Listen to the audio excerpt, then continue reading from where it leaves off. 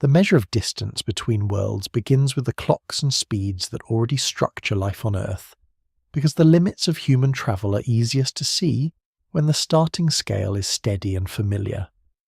Human time is built from Earth's rotation and orbit. A day follows the turn of the planet. A year follows the path around the sun. These cycles are not only cultural, they are physical references that remain stable enough to support navigation planning and measurement. When travel is described in human time, it is described in days, months, and years, because these units connect distance to lived schedules and to the endurance of people and machines. Human travel also begins with everyday speeds. A person walking covers a few kilometers in an hour. A bicycle covers more. A car on a highway covers tens of kilometers in an hour. A train can cover hundreds of kilometers in an hour. An airplane crosses continents in hours, moving close to 1,000 kilometers per hour. These numbers are not important for their exact values. They're important because they set the meaning of far in daily life. A journey of a few hundred kilometers can be done in a day. A journey of a few thousand kilometers can be done in a day by air. A journey around Earth is possible within a day at high speed. In this range, distance is large but manageable, and time remains a practical tool rather than a barrier. The moment distance between worlds enters the discussion, the role of speed changes. Space does not offer roads, and it does not offer air for lift. Motion is governed by momentum and by gravity. The first step outward from Earth shows this change clearly. A spacecraft must reach orbit, meaning it must move fast enough that as it falls toward Earth, it continually misses the surface. This orbital speed is many times faster than airplanes. It is measured in kilometers per second rather than kilometers per hour. The leap from 1,000 kilometers per hour to several kilometers per second is a leap of an order of magnitude in speed. Yet in space, even such speeds quickly meet distances that turn minutes into hours and hours into days. Human intuition about travel built on the surface of one planet begins to strain. Human time remains the same. A day is still a day. A year is still a year. What changes is how much space can be crossed within those units under known propulsion and under the constraints of energy. To describe the limits of human travel, it is useful to separate three related but distinct measures of time. The first is travel duration, the time required to move from one place to another. The second is communication delay, the time required for information to travel between those places at the speed of light. The third is mission duration, the total time a journey and its operations require, including preparation travel and the work performed at the destination. The limits are not the same for all three. A robotic spacecraft can tolerate long travel durations and can operate with long communication delays by using autonomy and pre-planned sequences. Human travelers require life support and shielding and must manage risk, which makes long travel durations more difficult. Communication delay affects both because it limits how quickly help and guidance can move between Earth and a distant crew. Mission duration matters because it defines how long systems must remain reliable and how long a crew must remain healthy and supplied. In this first section, the aim is to establish human time as a scale that can hold these measures without decoration. The distance between worlds is first expressed as a question of how many days pass, how many months pass, how many years pass, and how long it takes for a signal to cross the gap. Even before numbers are applied to specific destinations, the basic structure of the problem is present. Space travel is not only faster movement, it is movement under strict energy budgets through environments that do not support human life, toward targets that are moving in their own orbits.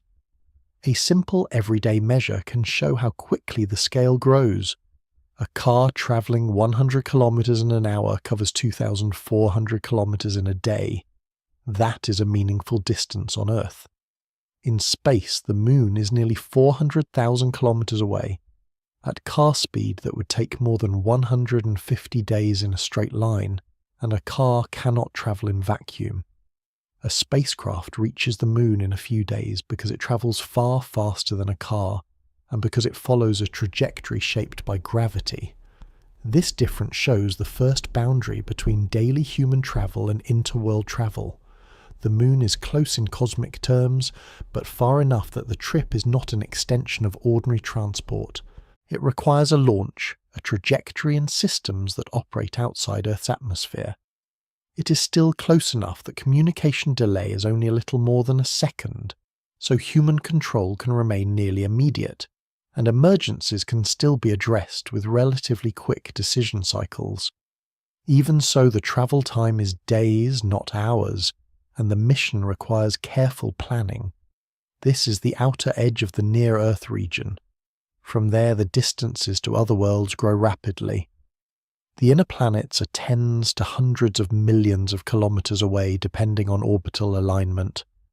The outer planets are hundreds of millions to billions of kilometers away. At these scales, travel times become months and years for a robotic spacecraft, and the communication delay becomes minutes and then more than an hour. Human time begins to stretch. A mission to Mars, even on efficient routes, typically involves many months of travel. A mission to Jupiter or Saturn involves years. These are not claims about what is desirable. They're consequences of orbital mechanics and propulsion. A spacecraft must move from one orbit around the Sun to another.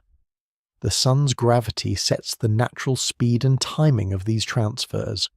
To make them faster requires more energy, and energy is limited by propulsion and mass. The limit of human travel is therefore not only a question of willingness, it is a question of energy per unit mass of life support mass, and of how long systems can operate without resupply. Human time also provides a way to connect distance to life. A journey that takes days can fit inside the rhythm of work, weeks and short-term planning. A journey that takes months begins to require sustained support and increases the consequences of delay. A journey that takes years becomes a long-term commitment. For humans, years in transit mean prolonged exposure to radiation beyond Earth's magnetic protection, prolonged exposure to microgravity or partial gravity, and prolonged reliance on closed-loop life support. These risks increase with time not because time itself is dangerous, but because the environment is hostile and because small failures can accumulate. For robotic systems, years in transit mean power must remain available, thermal control must remain stable, and components must survive radiation and aging. These are also time-linked constraints. The limits of human travel are therefore best described as layered limits that become active at different timescales. Some limits appear immediately, such as the need for vacuum-compatible systems and the need to reach orbital speed. Other limits appear over months, such as the need for reliable life support and the cumulative effects of radiation. Still others appear over years, such as system aging and the social and logistical challenge of maintaining a mission. Beyond the solar system, distances become so large that travel times at known speeds become centuries or longer, and the concept of a single mission operated by one generation becomes difficult. In that regime, human time becomes lifetime time, and the word limit takes on a clear operational meaning. This section does not yet move to those distances. It establishes the stable base. Human time is a day, a month, a year. Human travel is measured in speeds that begin on Earth, and then climb into kilometers per second for spaceflight. The limits of human travel will be revealed by translating distances between worlds into these time units, and by observing when the required time grows beyond what body systems and institutions can sustain. The next step is to place the nearby worlds in a moving solar system map, because without understanding orbits and changing geometry, distance and time between worlds cannot be stated honestly or consistently. The distance between worlds cannot be described as a single fixed set of numbers, because the worlds themselves are in motion. Earth is not stationary. The Moon orbits Earth. Earth orbits the Sun. The other planets orbit the Sun as well, each on its own track with its own pace. The outer region here is the solar system map as a moving system, because the limits of human travel depend not only on how far destinations are, but on when they are far and when they are nearer, and on how gravity shapes the routes between them. The solar system is organized around the Sun, which holds most of the mass and therefore dominates the gravitational environment for interplanetary travel. The planets move on orbits that lie close to the same plane and are close to circular but slightly elliptical. Each orbit has a period the time to complete one revolution. Inner planets orbit faster. Outer planets orbit more slowly. This pattern is a direct result of the Sun's gravity, and the way orbital speed depends on distance. From Earth, these motions appear as changing positions of planets in the sky, but for travel they are changing distances and changing target locations that must be met at the right time. The nearest world is the Moon. Its average distance is measured in hundreds of thousands of kilometers, and its orbit around Earth takes about a month. Because the Moon is close, the distance does not vary by huge factors, and travel times of a few days remain typical for high-energy lunar transfers. The Moon is also close enough that communication delay is about a second, which keeps Earth and lunar missions tightly linked in operational time. The Moon therefore defines a near-world regime, days of travel, seconds of signal delay. This regime is still within the scale where human crews can travel, work and return without confronting years of exposure to deep space. Beyond the Moon, the next worlds are the planets, and here the geometry becomes more complex. The planets are not lined up at fixed intervals. They move, and Earth's distance to each planet changes continuously. A journey to Mars is not a journey to a fixed point. Mars is a moving target on an orbit outside Earth's. Sometimes Mars is relatively close to Earth, and sometimes it is far on the other side of the Sun. The same is true for Venus, which orbits inside Earth's orbit. The distance between Earth and Venus varies as the planets move, and the direction to Venus changes as well. This means that travel is planned around windows when the geometry supports a reasonable route. For Mars, a commonly used route is an energy-efficient transfer that takes advantage of orbital timing, and launch opportunities occur on a cadence of a little more than 2 years. This cadence is not a rule of mission policy. It is a consequence of how often Earth and Mars return to a similar alignment. In human time, this means that interplanetary travel is scheduled by celestial mechanics. A mission that is not ready when the window opens may need to wait many months for the next. For human travellers, this matters because it shapes total mission duration and emergency return options. The map of the solar system can be described as rings of distance measured from the Sun. Earth orbits at one astronomical unit. Venus orbits closer, Mars orbits farther. The asteroid belt lies beyond Mars. Jupiter is much farther out. Saturn is farther still. Uranus and Neptune are at greater distances still. Each step outward increases the scale. The inner planets are separated by tens of millions of kilometers at close approaches and more at far alignments. The outer planets are separated by hundreds of millions and billions of kilometers. Yet the travel problem is not simply to cross a gap. It is to move from one solar orbit to another. A spacecraft leaving Earth is already moving around the Sun at Earth's orbital speed. It must change its orbit around the Sun to intersect the destination's orbit at the moment the destination is there. This is why the road analogy fails. There is no fixed road length. There is a set of moving orbits and a set of possible transfer trajectories between them. Gravity provides the rule that links these.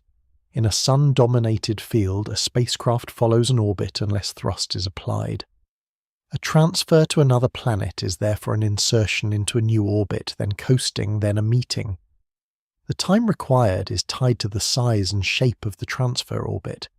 This is why distances between worlds translate into months and years rather than days once the mission leaves the Earth-Moon system. The moving map also includes the fact that different destinations impose different requirements at arrival. To reach a planet by flyby, the spacecraft only needs to pass near it. To reach it in the sense of orbiting it, the spacecraft must slow down relative to it. To reach it in the sense of landing, the spacecraft must slow down much more and interact with an atmosphere or a surface. Each of these definitions changes the meaning of distance and time. A flyby can be achieved with higher arrival speed and often with shorter travel time. Orbit insertion and landing impose energy reduction requirements that can favour longer transfers or greater propellant loads. For humans, landing and return add further constraints. A crewed mission is not only an outbound route, it is a round trip, and the timing must account for return windows and for the alignment of Earth and the destination at both departure and return. This immediately connects the moving solar system map to the limits of human travel. A crew can survive only so long in transit and at the destination without resupply. If return windows are infrequent, a crew may have to wait months or years for a favourable return trajectory extending the mission duration. Mars missions illustrate this most strongly among near-term targets. A crew might travel for months, remain for a period, and then travel for months back with the stay duration constrained by the orbital cycle. The world does not wait. The window controls the schedule. This is a limit that comes from orbital motion, not from technology alone. The map of worlds also includes the Sun as a hazard and as a resource. Near the Sun, sunlight is strong and can power solar panels efficiently, but heat and radiation can be intense. Far from the Sun, sunlight is weak, making solar power less effective and increasing the need for alternative power sources. Farther out, communication becomes more delayed and weaker. These factors scale with distance in a predictable way, and they shape what kinds of missions are practical. The outer planets are not only farther in kilometers, they are farther in operational time and in energy requirement for arrival and departure. A human mission to Jupiter or Saturn would face not only multi-year travel times with known propulsion, but also increased radiation hazards in the region of Jupiter and significant system endurance requirements. The map therefore already hints at where human travel becomes difficult, even before the numbers are laid down. Another part of the moving map is the notion of reference frames. From Earth, planets appear to move against the stars. In mission design, the most useful frame is usually heliocentric, because the Sun dominates the dynamics. In this frame, the planets have nearly circular orbits, and spacecraft trajectories can be computed as orbits with small modifications. In the Earth-centered frame, the Moon dominates nearby space, but once a spacecraft departs Earth, the Sun-centered frame becomes the natural description. This matters because distance between worlds can be measured in several ways. It can be measured as instantaneous straight-line separation. It can be measured as the length of the transfer path. It can be measured as the energy difference between orbits. For human travel, energy difference often matters more than straight-line distance, because it determines how much propulsion and fuel are required. A world that is farther in kilometers might be easier to reach if the energy requirements align well, while a closer world might require a more difficult descent or ascent because of atmospheric conditions or gravity. In this section, the main result is that the solar system is a set of moving targets on predictable orbits. Distances between worlds vary over time. Travel is planned around windows when geometry supports efficient transfers. Routes are curved and timed because gravity makes free motion orbital. The definition of reaching a world depends on whether the mission is a flyby, an orbit, or a landing, and these definitions change the time and energy requirements. This moving map is the outer framework for understanding limits. The next step is to fix the ruler that measures the map in a stable way by establishing the astronomical unit and the translation of distance into light time, because the first universal limit on travel and contact is not propulsion. It is the speed at which information can move. A moving map needs a fixed ruler, and in the solar system that ruler is the Earth-Sun distance, because it anchors planetary spacing in a way that can be measured and reused. The average Earth-Sun distance is called the astronomical unit. Once it is known in kilometers, it becomes the unit that turns orbital sizes from ratios into concrete scales. It also provides a direct bridge from distance to time through light time, because the speed of light is constant and known. The outer region here is the establishment of this scale, and the way it becomes the first step toward understanding limits, because it immediately separates what can be moved physically from what can be communicated. The astronomical unit is not assumed, it is measured. Historically, it is inferred through geometric observations of planetary motion and rare alignments, and later it is refined with radar ranging. A radio signal is transmitted from Earth to a nearby planet such as Venus. The signal reflects and returns. The time delay is measured. Since the speed of light is known, the distance is calculated. This ties solar system distance to a physical constant rather than to a chain of assumptions. The resulting value is about 150 million kilometers for one astronomical unit. With this number fixed, the solar system's scale becomes a set of multiples. Venus orbits at less than 1 astronomical unit. Mars orbits at more than 1. Jupiter orbits at about 5. Saturn orbits at about 9.5. These multipliers provide a simple sense of growth. Each step outward adds not a few percent, but factors. Yet kilometers remain difficult to hold in the mind beyond certain sizes. This is where light time becomes useful. Light travels at about 300,000 kilometers per second. If one divides 150 million kilometers by 300,000 kilometers per second, the result is about 500 seconds, which is a little more than 8 minutes. This means that the Sun is about 8 minutes away in light time. When Earth's orbit is used as the ruler, the solar system can be expressed in minutes and hours of light travel time. This immediately changes the meaning of distance. It shows that even in the near neighborhood, information is delayed. A message from Earth does not reach the Sun instantly. It reaches the Sun after minutes. A message from Earth reaches Mars after minutes that vary with alignment. A message reaches Jupiter after tens of minutes. A message reaches Saturn after more than an hour. This is the first clear limit. No matter how fast a spacecraft travels, information cannot travel faster than light within known physics. This limit applies equally to robots and to humans. It defines the maximum speed of contact. It also defines the minimum possible time to know what is happening in a distant place. The astronomical unit therefore does two things at once. It sets the physical scale of the solar system in kilometers, and it sets the communication scale in minutes. In human time, 8 minutes is a small but meaningful span. It is long enough to make real-time control impossible for events near the Sun.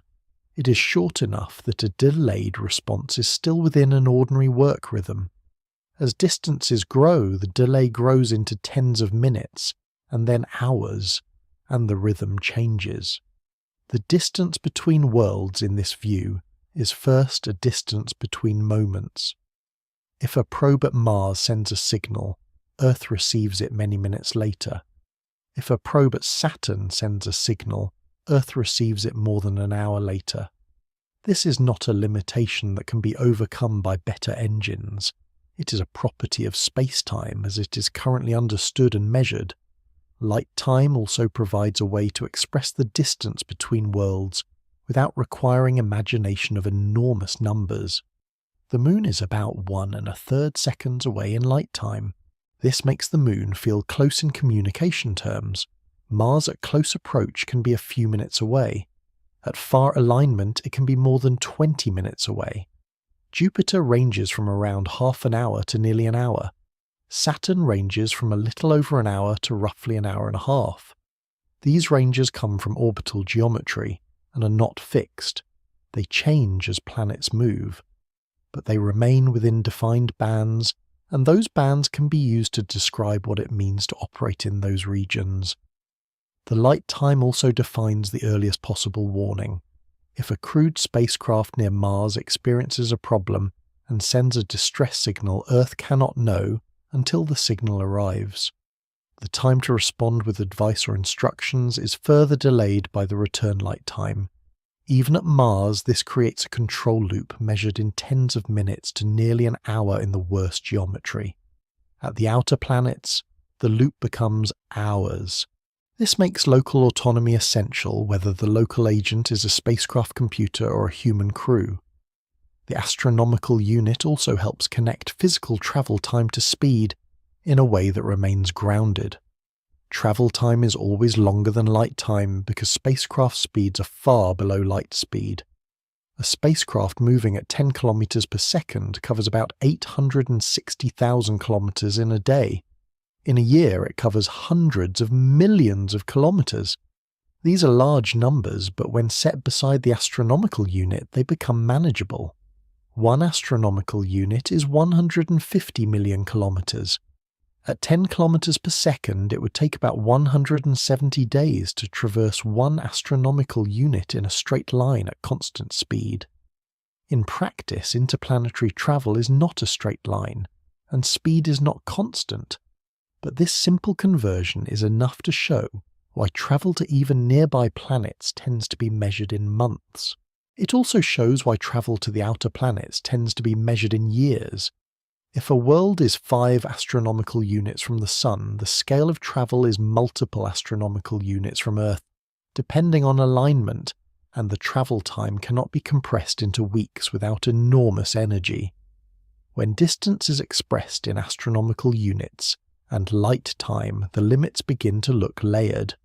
Information is limited by light time, travel is limited by propulsion, and by the need to follow gravitational trajectories. The astronomical unit is the bridge between these limits, because it is both a spatial unit and a unit of delay through a constant conversion. In a calm description, this is the first moment when the distance between worlds becomes inseparable from waiting. A decision made on Earth cannot have immediate effect on a distant spacecraft. It must be sent, it must travel, it must be received, confirmation must return. The loop lengthens with distance and no engineering can remove it. This does not make travel impossible, it changes how travel is managed. For robots, autonomy and pre-planned sequences are required. For humans, autonomy becomes a central requirement and changes risk management, because help cannot arrive quickly in either instruction or in physical rescue. Another aspect of the astronomical unit scale is how it relates to the Sun's influence. Solar energy decreases with the square of distance. At 2 astronomical units, sunlight is 1/4 of the intensity at Earth. At 5 astronomical units, it is 1/25. At 10 astronomical units, it is about 1/100th. This matters because it affects spacecraft power and thermal design. For human travel, it matters because the environment becomes colder, and because solar power becomes less effective, requiring larger arrays or alternative power sources. This scaling is not a new limit like light speed, but it is a practical limit on system design. It shows that distance between worlds is not only a distance to cross, it is a change in the available energy environment. Farther out, more of the mission must be carried from home in the form of fuel and power generation capability. The astronomical unit therefore becomes a quiet framework for understanding why human travel is more plausible in some regions than others. Near Earth, sunlight is strong, communication delay is small, and return is possible.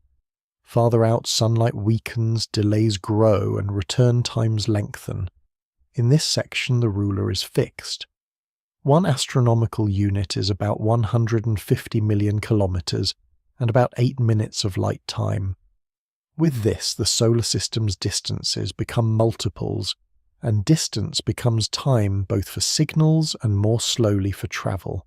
The next step is to take light time as the first hard limit and describe how it scales from seconds to hours and beyond, because this limit defines the boundary between immediate control and delayed autonomy, which is one of the clearest operational limits on human travel between worlds.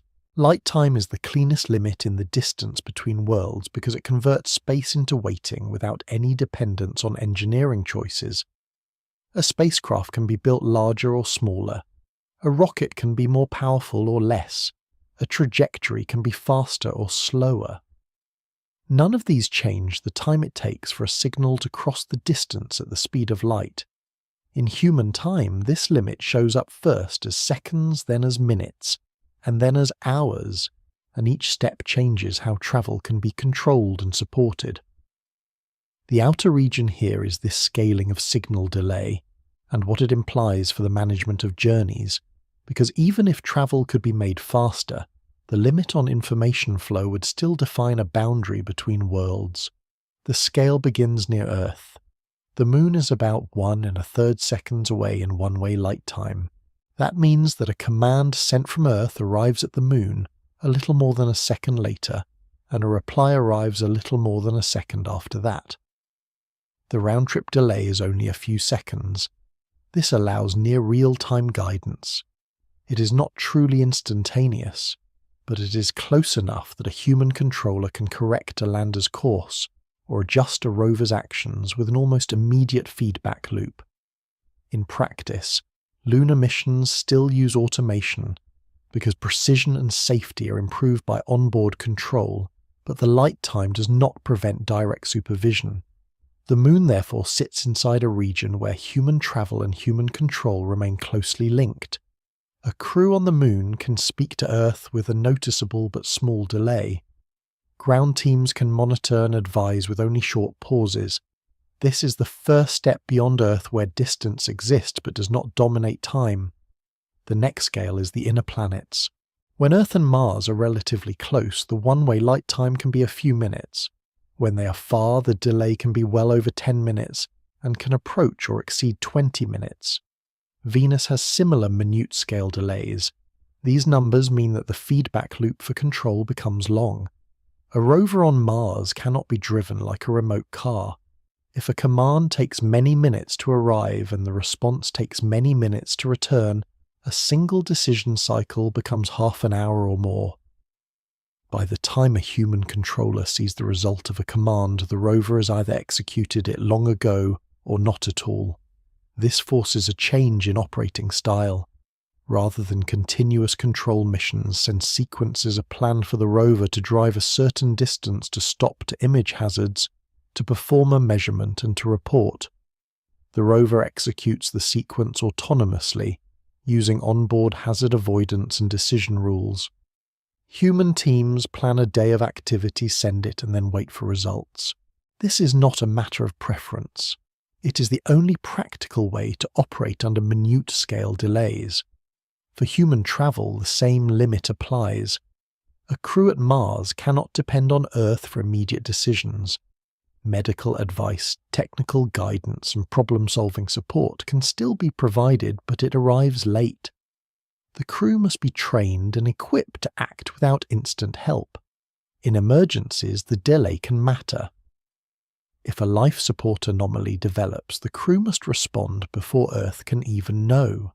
Earth can assist in analysis and in later steps, but the first response must be local. This is the first clear autonomy boundary for human missions beyond the Moon. The time delay begins to force self-reliance in minutes. The next scale is the outer planets. Jupiter is tens of minutes away in one-way light time depending on alignment. Saturn is more than an hour away. Uranus and Neptune are longer still. At these distances, the round-trip delay becomes multiple hours. This changes the nature of operations. A spacecraft near Saturn cannot be guided through an event in any interactive way. Orbit insertion burns close flybys, and instrument pointing sequences must be planned and uploaded well in advance, and the spacecraft must execute them on its own. Engineers cannot watch in real time and intervene if something goes wrong. They can only wait for the signal to return with the news. This is why deep space spacecraft are built with fault protection that can detect problems and place the spacecraft in a safe configuration automatically. The light time makes autonomy not a feature, but a requirement. For human crews, the same rule would be more severe. A crew near Jupiter or Saturn would face hours of delay to and from Earth. Immediate consultation would be impossible. Even routine collaboration would be stretched. Earth could send suggestions and receive updates, but the crew would be effectively independent in decision-making on the timescale of hours. In addition, physical rescue would be impossible within any useful time frame. This is not a claim about will. It is a result of distance and speed. Rescue would require travel times of years to the outer planets, even with robotic mission-level propulsion. Thus, the light time is paired with travel time to define a deep space boundary where human missions must be fully self-contained. The practical meaning of light time can also be seen in how it shapes scientific observation. Many measurements at distant worlds are time-critical. A spacecraft might pass behind a planet relative to Earth, creating a radio occultation that reveals atmospheric structure. A spacecraft might pass through a ring plane or a plume. These events happen on minute timescales and cannot be adjusted from Earth. The spacecraft's timeline must be correct, its onboard clock must be accurate, its pointing must be stable. In human time, this means preparation weeks in advance for events that last minutes, and then a long wait for confirmation that the event occurred as intended. This waiting is a defining rhythm of deep space work. Another aspect of light time is that it varies with orbital geometry. Planets move. Earth is not always at the same distance from Mars, Jupiter, or Saturn. The delay changes across months and years. For a mission, this means that the communication loop lengthens and shortens predictably. The delay is shortest near opposition when Earth and the planet are on the same side of the Sun. It is longest near conjunction when the planet is on the far side of the Sun. Conjunction also introduces another operational constraint: signals pass near the Sun and can be disrupted by the solar corona. During conjunction periods, missions may reduce communications or avoid critical operations because the link quality is lower. For human missions, this would be a planned period of reduced contact, reinforcing the need for autonomy.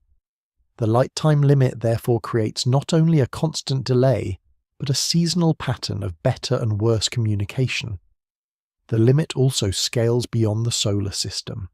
When distance is measured in light years, the time for a signal to cross is measured in years. A signal to the nearest star takes more than 4 years to arrive. A reply takes more than 4 years to return. This defines a boundary where communication is no longer an operational tool for a mission in the usual sense. It becomes a historical record. For human travel, this makes Earth support essentially irrelevant in real time. Even robotic missions would operate as independent explorers. This is the far extension of the same rule already seen at Mars and Saturn. The scaling is smooth. Seconds at the Moon, minutes at Mars, hours at Saturn, years to the stars. At each step, the style of travel and control must change. The light time limit does not forbid travel. It forbids immediacy. It ensures that distance between worlds is also distance between moments. It also ensures that any technology designed for deep travel must include local decision-making capability, either in computers or in humans. This connects directly to the limits of human travel. A human crew can make decisions locally, which is an advantage compared with remote control. But humans also require supplies protection and health management, which become harder as the delay grows and as resupply becomes impossible. The autonomy requirement is therefore not sufficient by itself. It is a necessary condition that becomes increasingly demanding with distance. In the calm language of this script, light time is the first hard limit, because it is not a matter of engineering choice, and because it sets the pace of interaction with distant worlds. It turns the solar system into a hierarchy of operational zones. The Moon remains close in seconds. Mars becomes distant in minutes. The outer planets become distant in hours. Beyond that, stars become distant in years. The next step is to describe how physical travel differs from communication, focusing on how orbits replace straight lines and why the actual routes between worlds are curved and timed. This is the next layer of limits, because even if communication delay were acceptable, the energy and timing requirements of orbital travel set the months and years of flight that define how far humans can practically go. Once flight time defines the limit on immediacy, the next limit is the shape of physical travel itself, because in space, the shortest line is rarely the path that is actually taken. Worlds are not fixed points on a flat map. They are bodies moving on orbits in a gravitational field dominated by the Sun. The outer region here is the replacement of straight-line travel with orbital transfer, because this change explains why distances between worlds translate into months and years, even when spacecraft move at speeds far beyond anything on Earth. A straight-line picture suggests that travel time is simply distance divided by speed. Space travel is not so simple, because a spacecraft cannot ignore gravity, and because it begins already in motion around the Sun. A spacecraft launched from Earth carries Earth's heliocentric velocity about 30 kilometers per second. It does not start from rest in the Sun's frame. To reach another world, it must change its orbit around the Sun so that its path intersects the destination's orbit at the time the destination is there. This means that interplanetary travel is at its core a problem of moving between orbits. The natural motion under gravity is an orbit, and thrust is used mainly to move from one orbit to another. A spacecraft therefore spends most of its journey coasting, not because it cannot thrust, but because coasting along a designed orbit is the most efficient use of limited fuel. The simplest efficient transfer between two circular orbits around the Sun is an ellipse that touches the departure orbit at one point and the destination orbit at another. The spacecraft is inserted into this ellipse by a brief engine burn near the departure point. It then follows the ellipse under the Sun's gravity until it reaches the destination distance. If it needs to match the destination's orbital motion, another burn is required. This basic pattern shows why straight lines are not the default. A straight line trajectory would require sustained thrust to keep the spacecraft from simply falling into a different solar orbit. Sustained thrust over months is possible in limited ways, but the energy and power requirements are large, and the resulting time is still constrained by the need to shape the path and meet a moving target. The orbital method uses gravity as an ally. It transforms a brief velocity change into a long controlled change in position. Time enters here through orbital periods. An orbit has a period determined by its size. Large orbits take longer. A transfer ellipse that reaches far from the Sun has a long period, so the time to travel along part of it is naturally long. This is why travel between worlds is often not a matter of pushing hard for a short time, but of selecting an orbit with the right size and timing. The route is a clock as much as a path. The destination does not wait, so timing is built in from the start. The world's motion sets launch windows because there are only certain times when an orbit that departs from Earth's position can intersect the destination's future position with a feasible energy. This creates waiting time before departure and sets the overall mission schedule. A clear example is travel to Mars. Mars is sometimes close and sometimes far, but the efficient transfer depends on where Mars will be months later. The transfer time is set by the chosen orbit. The result is that missions often take many months to reach Mars. Faster routes are possible with higher energy, but they require greater launch capability and often arrive with higher relative speed, which then must be reduced for orbit insertion or landing. The same logic scales outward. Travel to the outer planets can take years because the transfer orbits are larger and have longer periods. Even though spacecraft may move at tens of kilometers per second, the path length and the timing requirements produce long durations. This is not a sign of slowness, it is a sign of scale. In this orbital view, speed is not constant. A spacecraft moves faster when it is closer to the Sun and slower when it is farther away, even without thrust because of energy conservation in the gravitational field. If the spacecraft is sent outward, it climbs the Sun's gravitational well, converting kinetic energy into gravitational potential energy. Its heliocentric speed decreases as it moves outward. This means that the outward leg of a transfer naturally slows in the outer regions. The early part of the journey can cover distance more quickly. The later part covers distance more slowly. This is another reason simple division of a single distance by a single speed does not describe real flight time. The time is determined by the orbit's energy and geometry. Another reason straight lines fail is that distance between worlds changes during the flight. Earth moves. The destination moves. The distance between them grows or shrinks depending on the alignment. A spacecraft leaving Earth is not chasing a fixed point. It is intercepting. The correct aim is ahead of the destination along its orbit. This is like throwing an object to a moving target. The throw must lead the target. In interplanetary travel, the lead is large because the flight is long. An intercept can occur only if the spacecraft's orbit and the destination's orbit cross at the same time. This defines the intersection in both space and time. If the spacecraft arrives early, the destination is elsewhere.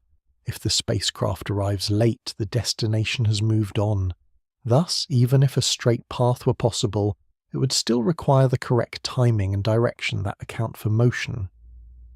The orbital approach encodes this timing directly. The ellipse is chosen so that the travel time along it matches the destination's progress. This is why orbit mechanics and calendars are intertwined. Gravity also shapes how arrival is defined. A spacecraft can fly by a world without needing to match its speed closely. In that case, a high-energy trajectory can shorten travel time, but the spacecraft passes quickly, limiting the time available for close observation. To orbit the world, the spacecraft must reduce its relative speed enough to be captured, which requires fuel or other techniques. To land, it must reduce speed further and survive atmospheric entry or descent. These requirements can push mission designs toward longer transfers that arrive with lower relative speed because a lower approach speed reduces the fuel needed for capture and can simplify entry profiles. For human missions, this is critical. A crewed mission cannot accept a fast flyby as a success in the same way. It must slow down, enter orbit, or land, and it must preserve life support margins. That pushes designs toward trajectories that manage energy carefully, rather than simply minimizing time. Thus, the orbital nature of travel becomes a limit not only in flight duration but in energy management and safety at arrival. The curved path is also longer in distance traveled than the instantaneous straight-line separation between worlds. A transfer ellipse from Earth's orbit to Mars' orbit or to Jupiter's orbit is an arc around the Sun. The spacecraft may travel hundreds of millions or billions of kilometers along this arc, even if the direct separation at departure is less. The extra distance is not waste. It is the geometry of an orbit in a gravity field. For missions that use gravity assists, the path can be longer still. A gravity assist is a close pass by a planet that changes the spacecraft's heliocentric velocity by exchanging momentum with the moving planet. Gravity assists can reduce the propellant needed or allow a mission to reach a destination that would otherwise be too expensive in fuel. But they impose timing constraints and often add detours. The spacecraft must go where the assisting planet is not where it would like to go in a straight line. This can increase travel time even as it makes the mission feasible.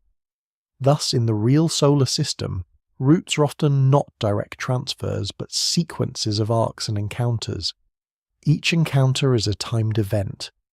Between encounters are long coasts. Human time is therefore shaped by these phases.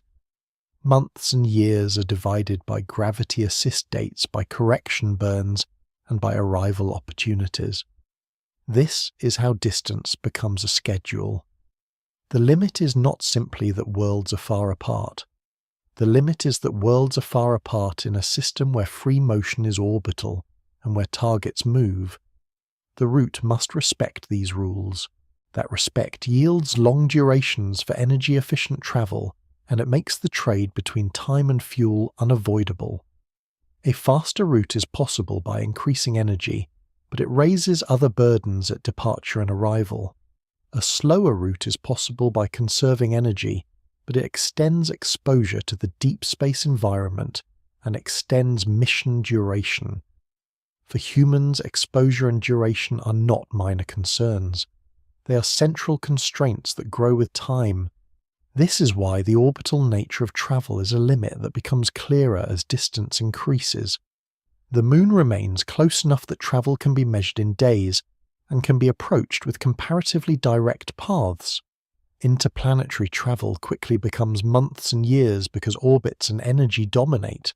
Beyond the planets, interstellar distances make the orbital method within the solar system irrelevant, and the problem becomes one of reaching velocities that are a substantial fraction of light speed, which introduces new limits.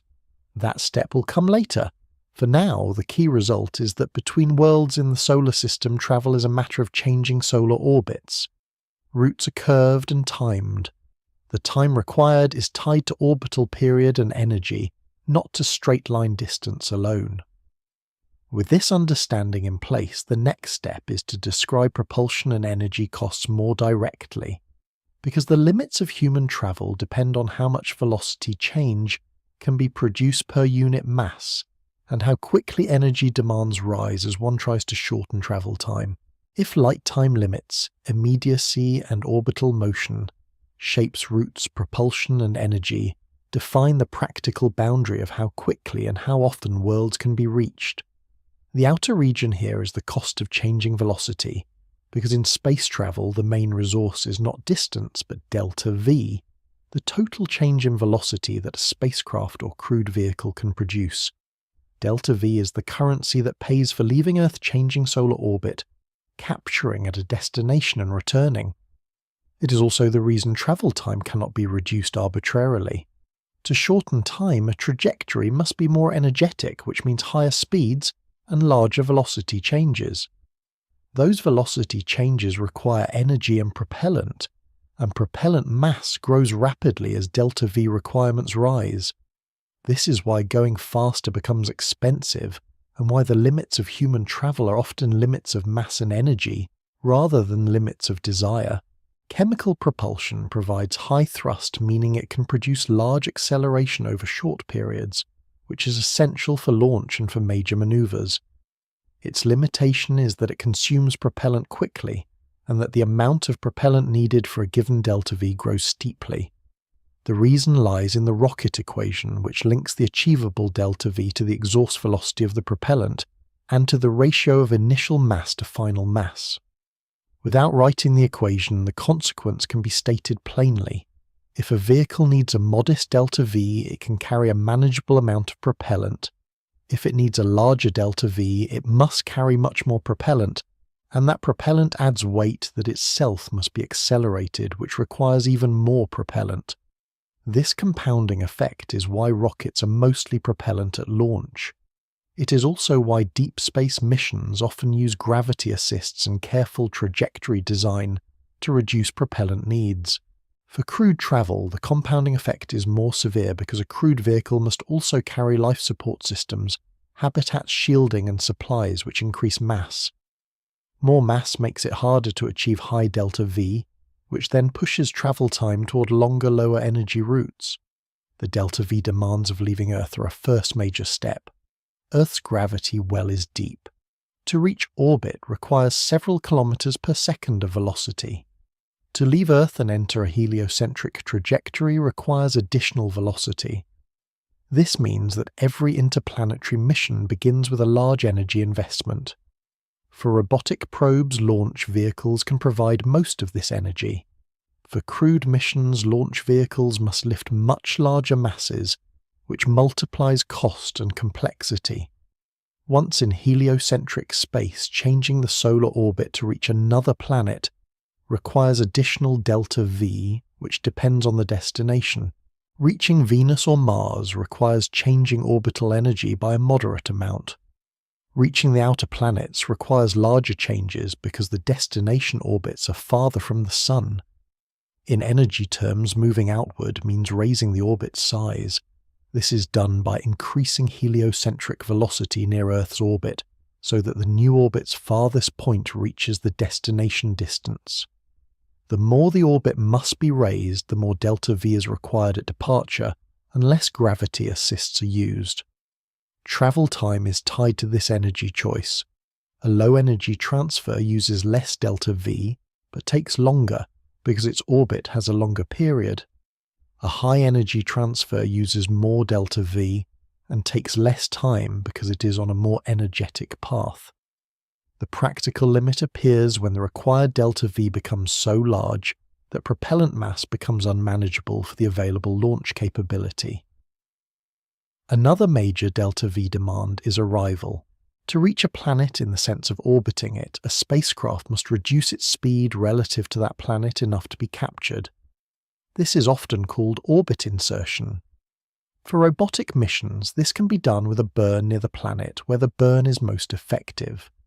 For some planets, atmospheric drag can be used to slow down, but this adds thermal and control complexity and depends on having an atmosphere with suitable properties. For Mars, aerobraking has been used for some orbiters. For Venus, entry is possible but harsh. For the Moon, there is no atmosphere, so insertion requires propellant. For the outer planets, propellant requirements can be large, and missions often choose flybys instead of orbit insertion unless the mission is designed with sufficient fuel and a suitable approach. Cassini is a clear example of a mission that carries substantial propellant and uses gravity assist to arrive at Saturn with conditions that make orbit insertion feasible. For crewed missions, the arrival problem becomes larger. Entering orbit or landing requires precise control and large energy reduction. If a crew must also return, the mission must also include the delta V to depart the destination and return to Earth. This is the heart of the human travel limit. A robotic probe can travel one way and end its mission. A human mission must be designed for return or for long-term settlement, and long-term settlement would require local resources and infrastructure far beyond current capability. Thus, for near-term human travel, the delta V budget must cover a round trip, and this increases the mass and energy requirements sharply. The desire to shorten time adds another layer.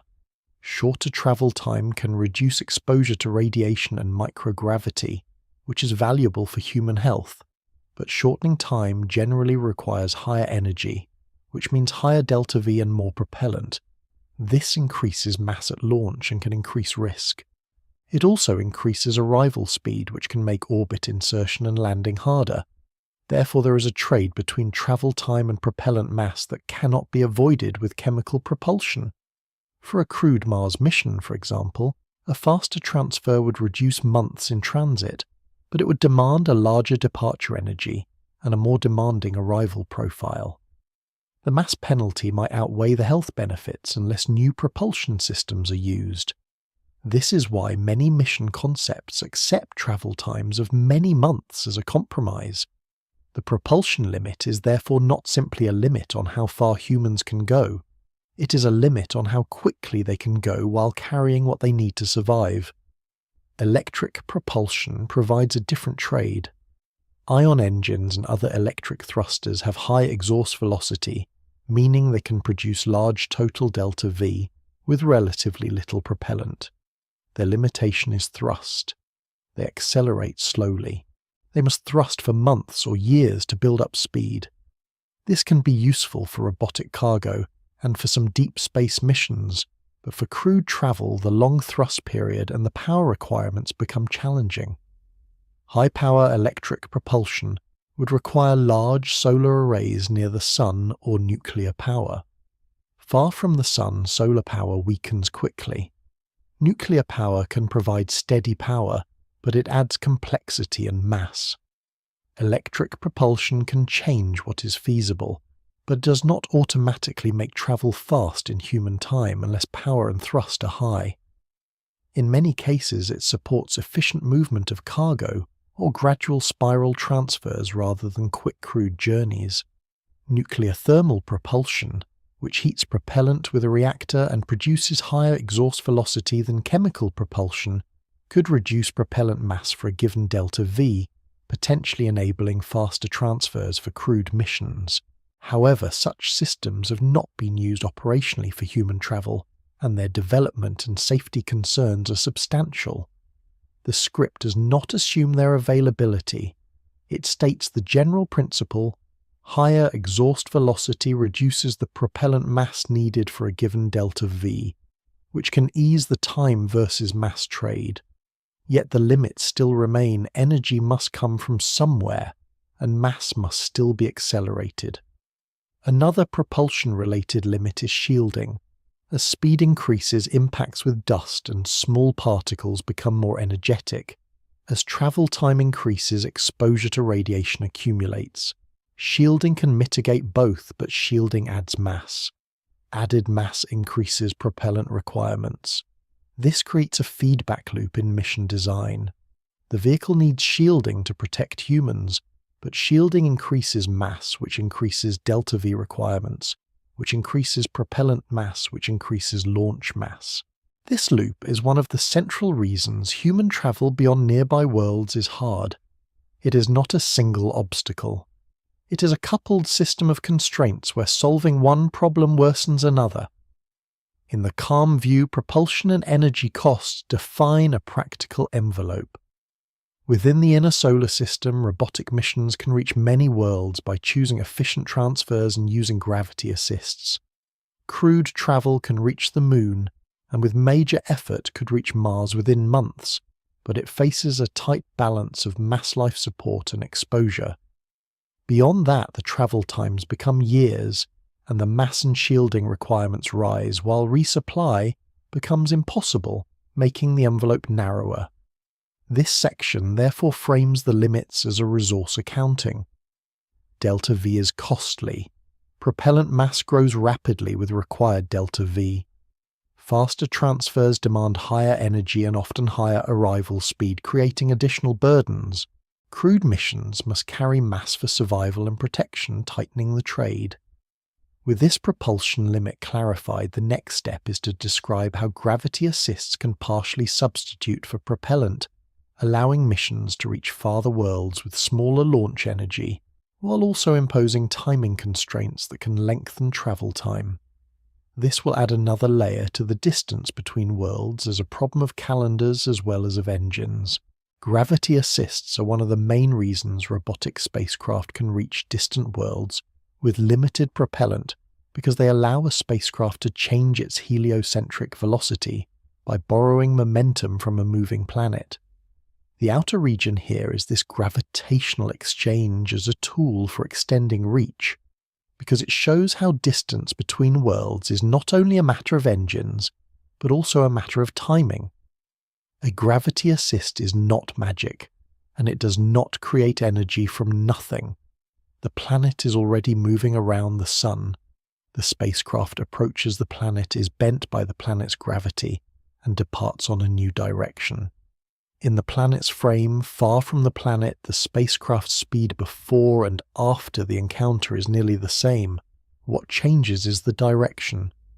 When this motion is translated back into the sun's frame, the change in direction can produce a change in the spacecraft's heliocentric speed and energy. The spacecraft can gain energy from the planet's orbital motion, or lose energy to it depending on the geometry. The planet's own motion changes by an immeasurably small amount because the planet is so massive compared with the spacecraft.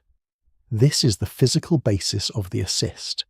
The benefit is that the spacecraft can change its trajectory without burning large amounts of propellant. The cost is that the spacecraft must meet the planet at a very specific time and place to achieve the desired outcome. This turns gravity assists into a scheduling tool as much as an energy tool. A spacecraft cannot ask for a gravity assist whenever it wants. It must arrive when the planet is there. It must pass at the correct distance and angle.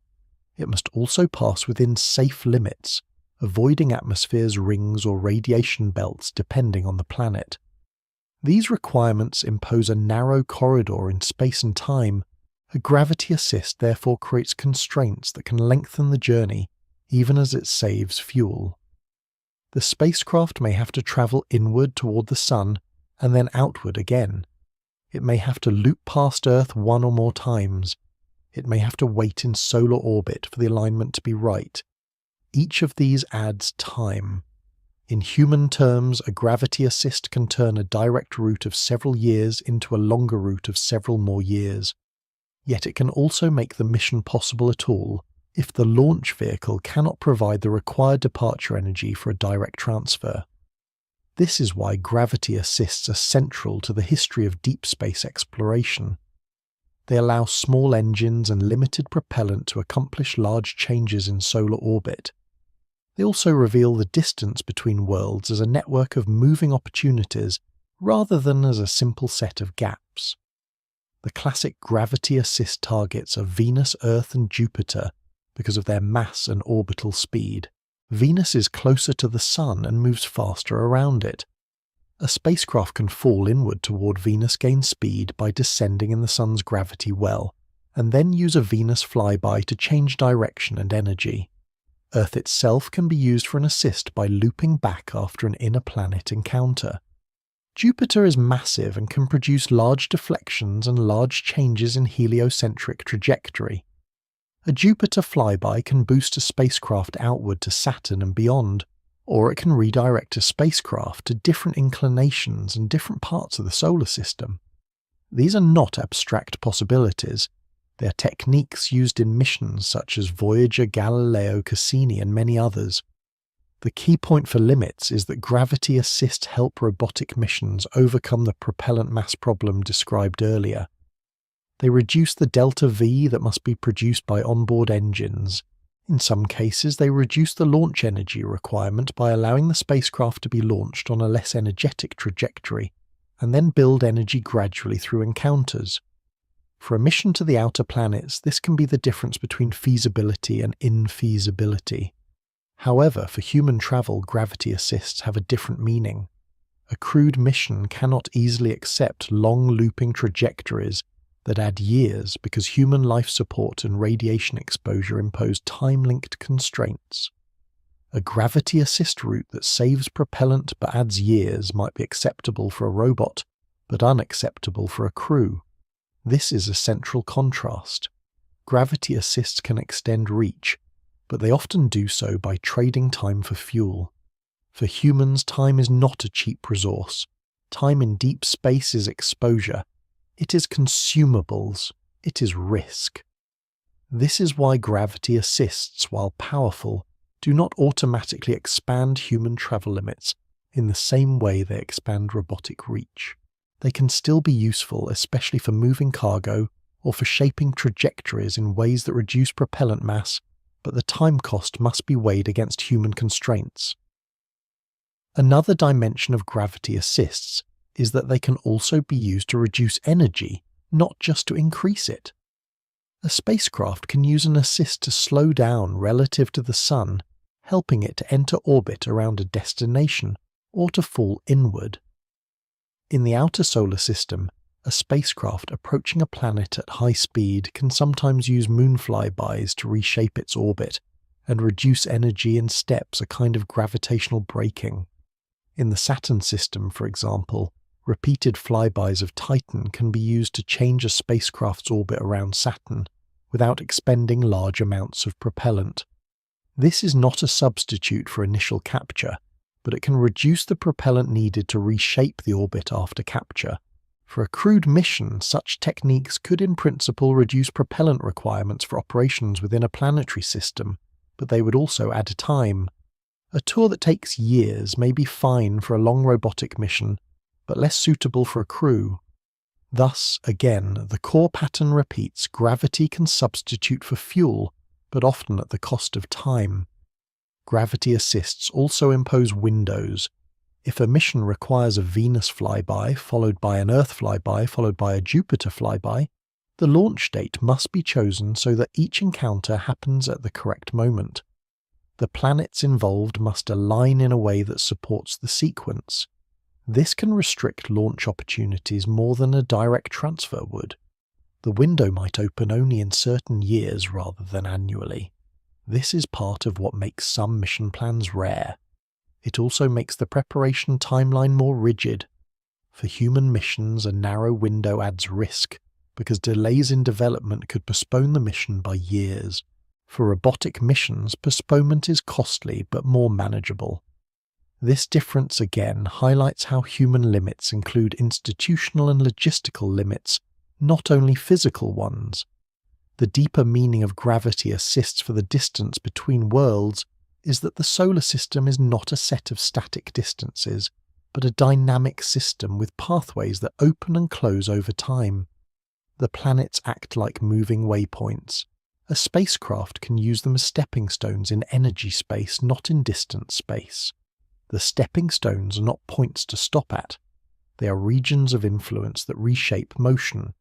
This makes the solar system more navigable for robots because a robot can spend years following a path that includes multiple encounters. It makes the solar system less straightforward for humans because each added encounter adds time and exposure. Still, even for humans, the concept matters because it shows that the limits of travel are not only determined by direct propulsion, they can be influenced by trajectory design and by the use of natural gravitational fields. Another practical aspect is risk. A gravity assist requires a close pass by a planet, sometimes within thousands of kilometers or less, depending on the mission. Navigation must be precise. Small errors can lead to a miss or to a dangerous approach. For robots, this risk is accepted with careful planning and redundancy.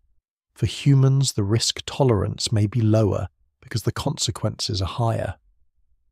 Passing close to Venus or Jupiter also exposes a spacecraft to different radiation environments and thermal conditions which must be managed. These are additional constraints that can offset the fuel savings. The calm conclusion is that gravity assists expand what robots can do by turning planetary motion into usable energy changes. They reduce propellant needs and enable distant missions. They do so by imposing timing and path constraints that often increase travel time. For humans, this time cost is more serious because it increases exposure and life support demands. Gravity assists therefore illustrate a broader rule about the limits of human travel techniques that make distance easier for machines, do not always make it easier for people because people carry time-dependent vulnerabilities. With this layer added, the next step is to move inward from physics and trajectories to the biological and life support limits that activate during months and years in deep space. That is where the distance between worlds becomes not only a question of reaching a destination, but of maintaining human bodies and human systems long enough to complete the trip.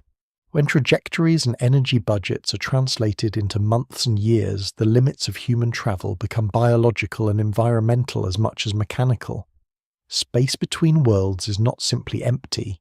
It is an environment shaped by radiation, microgravity, isolation, and the need for closed life support.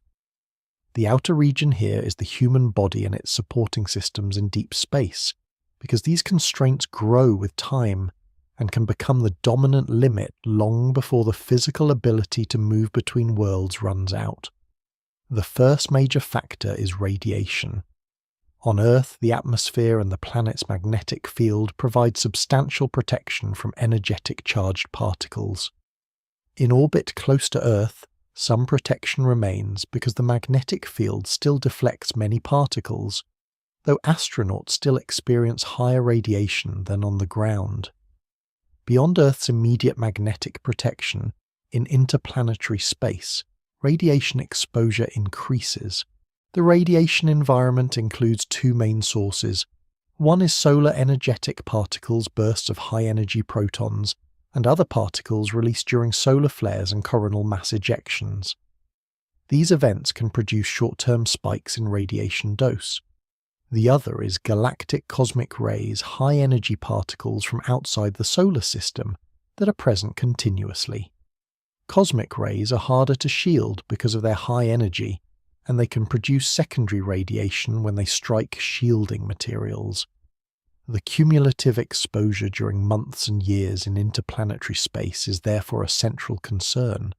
It is not only a long-term health risk, it is also an operational constraint because a large solar particle event could deliver dangerous doses without adequate shielding.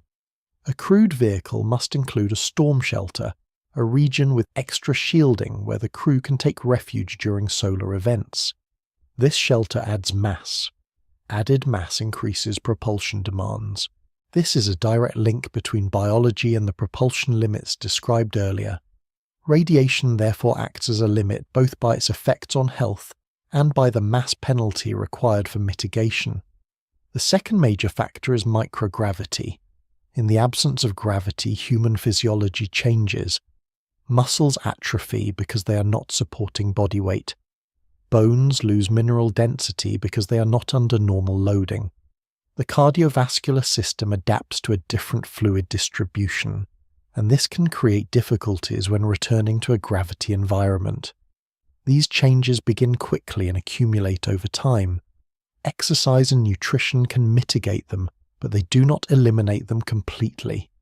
Long-duration stays on space stations show that humans can live in microgravity for months, and even more than a year, but the effects are significant and require extensive countermeasures. For travel between worlds that takes many months, microgravity is therefore a serious constraint. It is a time-linked constraint. The longer the mission, the greater the cumulative change and the harder the recovery. One mitigation is artificial gravity through rotation, such as a spinning habitat that creates a centrifugal acceleration. This could reduce physiological decline, but it introduces engineering complexity, mass, and structural requirements. It also affects how propulsion and docking are handled.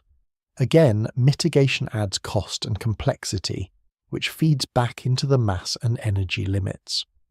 The third factor is life support. A crew cannot carry unlimited consumables. For missions beyond the moon, resupply is not practical. Life support must be reliable and must be capable of recycling air and water to reduce mass. Oxygen can be generated from water through electrolysis, but this requires power and systems. Carbon dioxide must be removed from the air and either stored or processed. Water must be recycled from humidity and waste. Food is harder to recycle fully, so most concepts still rely on stored food for the mission duration. The longer the journey, the more food must be carried, increasing mass. Closed-loop systems can reduce some needs, but they introduce complexity and failure modes. Reliability becomes a limit. A life support system must operate continuously for months or years. Redundancy can improve reliability, but redundancy adds mass. Spare parts can reduce risk, but spares add mass. Maintenance must be possible in flight. The crew must be trained and equipped to repair systems without outside help. Communication delays to Mars can be tens of minutes. To the outer planets, they are hours. Even at Mars, immediate guidance is impossible. This means life support must be designed for local troubleshooting. This is another way the light time limit turns into a human limit. The fourth factor is medical care. In deep space, a crew cannot quickly return to Earth. A medical emergency must be managed with limited resources. The vehicle must carry medical equipment and medications, and crew members must have training. Some conditions can be treated. Others might be fatal without advanced care. The risk increases with mission duration because the chance of an unexpected event rises with time. This does not imply that long missions are impossible, but it implies that risk accumulates. Mitigation again adds mass and complexity. The fifth factor is the psychological and social environment. A crew confined for months or years in a small habitat faces stresses, isolation, monotony, disrupted sleep cycles, and interpersonal strain. These are not abstract. They affect performance and health. Careful crew selection, training schedules, and communication can mitigate but not eliminate these stressors. Communication delays also change the feeling of connection to Earth. At the Moon, conversation is nearly immediate. At Mars, replies come after many minutes. This changes social support. At the outer planets, the delay would make real conversation impossible on the timescale of daily emotions. The crew would be functionally isolated from Earth's immediate feedback. This is a distinct psychological limit that grows with distance. It reinforces the requirement for autonomy and for onboard support structures. The sixth factor is the environment of the vehicle itself. Deep space is cold and in vacuum. Thermal control must keep systems within safe temperatures. Electronics must survive radiation. Micrometeoroids and orbital debris are hazards. In interplanetary space, debris is less dense than in Earth orbit, but micrometeoroid impacts still occur. Over long durations, small impacts can degrade surfaces and can pose risks. Shielding can mitigate impacts, but again adds mass. The vehicle must also manage propellant for attitude control and course corrections. Small leaks and small inefficiencies can matter over years. The seventh factor is the destination environment. If the destination is Mars entry, descent and landing present challenges, because Mars has an atmosphere thick enough to produce heating, but thin enough that parachutes alone are not sufficient for heavy vehicles. Large payload landings require complex systems. For the moon, landing requires propulsive descent. For asteroids, microgravity operations require careful anchoring. For the outer planets, there is no solid surface to land on. Moons might be targets, but they often sit within harsh radiation environments and far from Earth. Thus, the destination can add constraints that influence travel time and mission design. A mission might accept a longer, slower approach if it simplifies arrival or improves safety margins. For humans, safety margins matter. This can push designs toward longer, lower energy transfers rather than shorter, high-energy ones. In this way, biological constraints and mission design constraints reinforce each other. The time spent in transit is exposure time. Shortening it is desirable, but shortening it requires more energy and mass which can be constrained. Extending it saves energy but increases exposure. This is the central tension in human interplanetary travel. It is a tension that does not appear as strongly for robots, which do not need air, water, and protection from microgravity. Robots have different vulnerabilities such as component aging and radiation effects on electronics, but their survival envelope is different. Human travel is limited by the need to keep a complex biological system stable in a hostile environment for long periods without resupply. These are not philosophical limits. They are engineering and medical limits expressed in time. A mission of days, like a lunar trip, can carry open-loop consumables and accept a higher risk profile. A mission of months, like a Mars trip, requires advanced life support and careful radiation management. A mission of years, like a journey to the outer planets, multiplies the challenges and pushes beyond what has been demonstrated for human spaceflight. This section therefore defines why human travel limits emerged long before the ability to send robotic probes runs out. Humans require more mass, more protection, and more reliability, and those requirements grow with duration. The next step is to translate these constraints into timescales for crewed missions in the near and mid-range, comparing what months and years mean for mission architecture, and why the envelope of feasible human travel remains concentrated close to Earth, even as robotic exploration extends much farther. The limits described so far become clearer when they are placed onto the actual timescales that crewed missions would face, because months and years are not only durations, they are exposure periods, supply periods, and reliability requirements. The outer region here is the calendar architecture of crewed missions, because this shows how distance between worlds translates into specific mission lengths, and why, with known propulsion and current support systems, human travel remains concentrated in the near region of the solar system. The Moon sits at the shortest crewed travel times beyond Earth. A lunar mission can be measured in days from departure to arrival, and in days or weeks for total mission duration depending on surface stay. Communication delay is seconds. Return is possible within days. This means that consumables can be carried without extreme mass, and the crew can rely on Earth support in a near-real sense. Medical emergencies can be addressed by returning relatively quickly. The lunar environment is harsh, but the timescale limits how long hazards must be endured. This is why the Moon remains within a practical envelope for human travel, even with limited propulsion. The next step outward is not a single world, but a set of destinations in cislunar space and near-Earth space, such as orbital platforms, asteroid flybys, or deep space excursions that still remain within weeks or a few months of return. These missions extend exposure, but keep return times shorter than interplanetary travel. They act as intermediate steps because they allow life support and shielding systems to be tested over longer durations while still allowing rescue or return. In human time, they sit between days and months. They reveal the transition where time begins to dominate risk. Beyond that, Mars defines the first full interplanetary human mission challenge. With efficient transfers using known propulsion travel times are on the order of many months each way.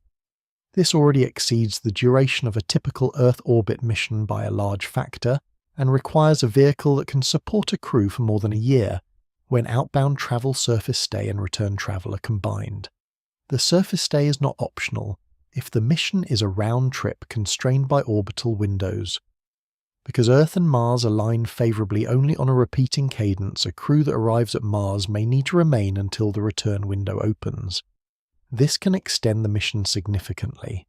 Thus, a crewed Mars mission is not simply travel time to Mars plus travel time back.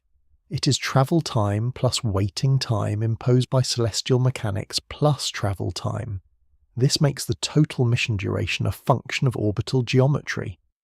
A shorter outbound trip does not necessarily shorten the total mission if it causes arrival at a time that leads to a long wait for return. Mission designs attempt to balance these factors by choosing departure and return trajectories that yield a workable total time.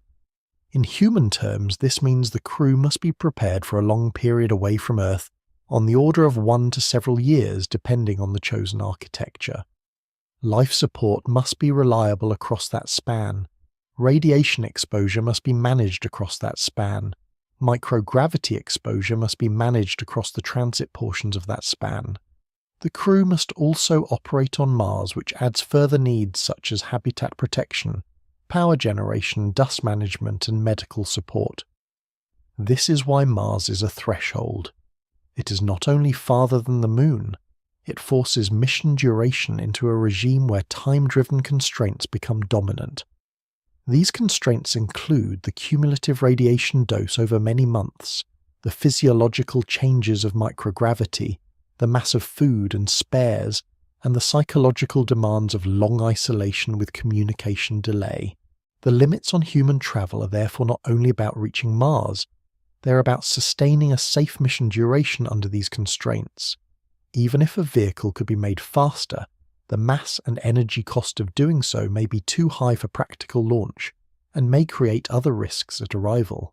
Thus Mars sits near the edge of what is considered plausible, with major engineering effort while still remaining inside a timeline that is not measured in decades. Beyond Mars, the inner solar system also includes Venus and Mercury, but these worlds are not natural targets for crewed surface missions due to their environments. Venus has extreme surface conditions, and Mercury has harsh temperature swings and is deep in the Sun's radiation environment. Human missions might in principle pass near these worlds, but the relevance to limits is that not every closer destination is more accessible for humans. Environmental conditions can make a world effectively unreachable in practical terms even if it is nearer in kilometers. This reinforces that distance between worlds is a compound concept. It includes physical distance, travel time, and environmental suitability. The outer planets shift the timescale again. Reaching Jupiter or Saturn with known propulsion is measured in years for robotic missions. For humans, years in transit create a steep increase in exposure and logistics. Even if propulsion could carry a crew to Jupiter in a few years, the crew would face prolonged radiation exposure in interplanetary space, and then intense radiation near Jupiter. Saturn's radiation environment is less severe than Jupiter's, but the travel time is longer.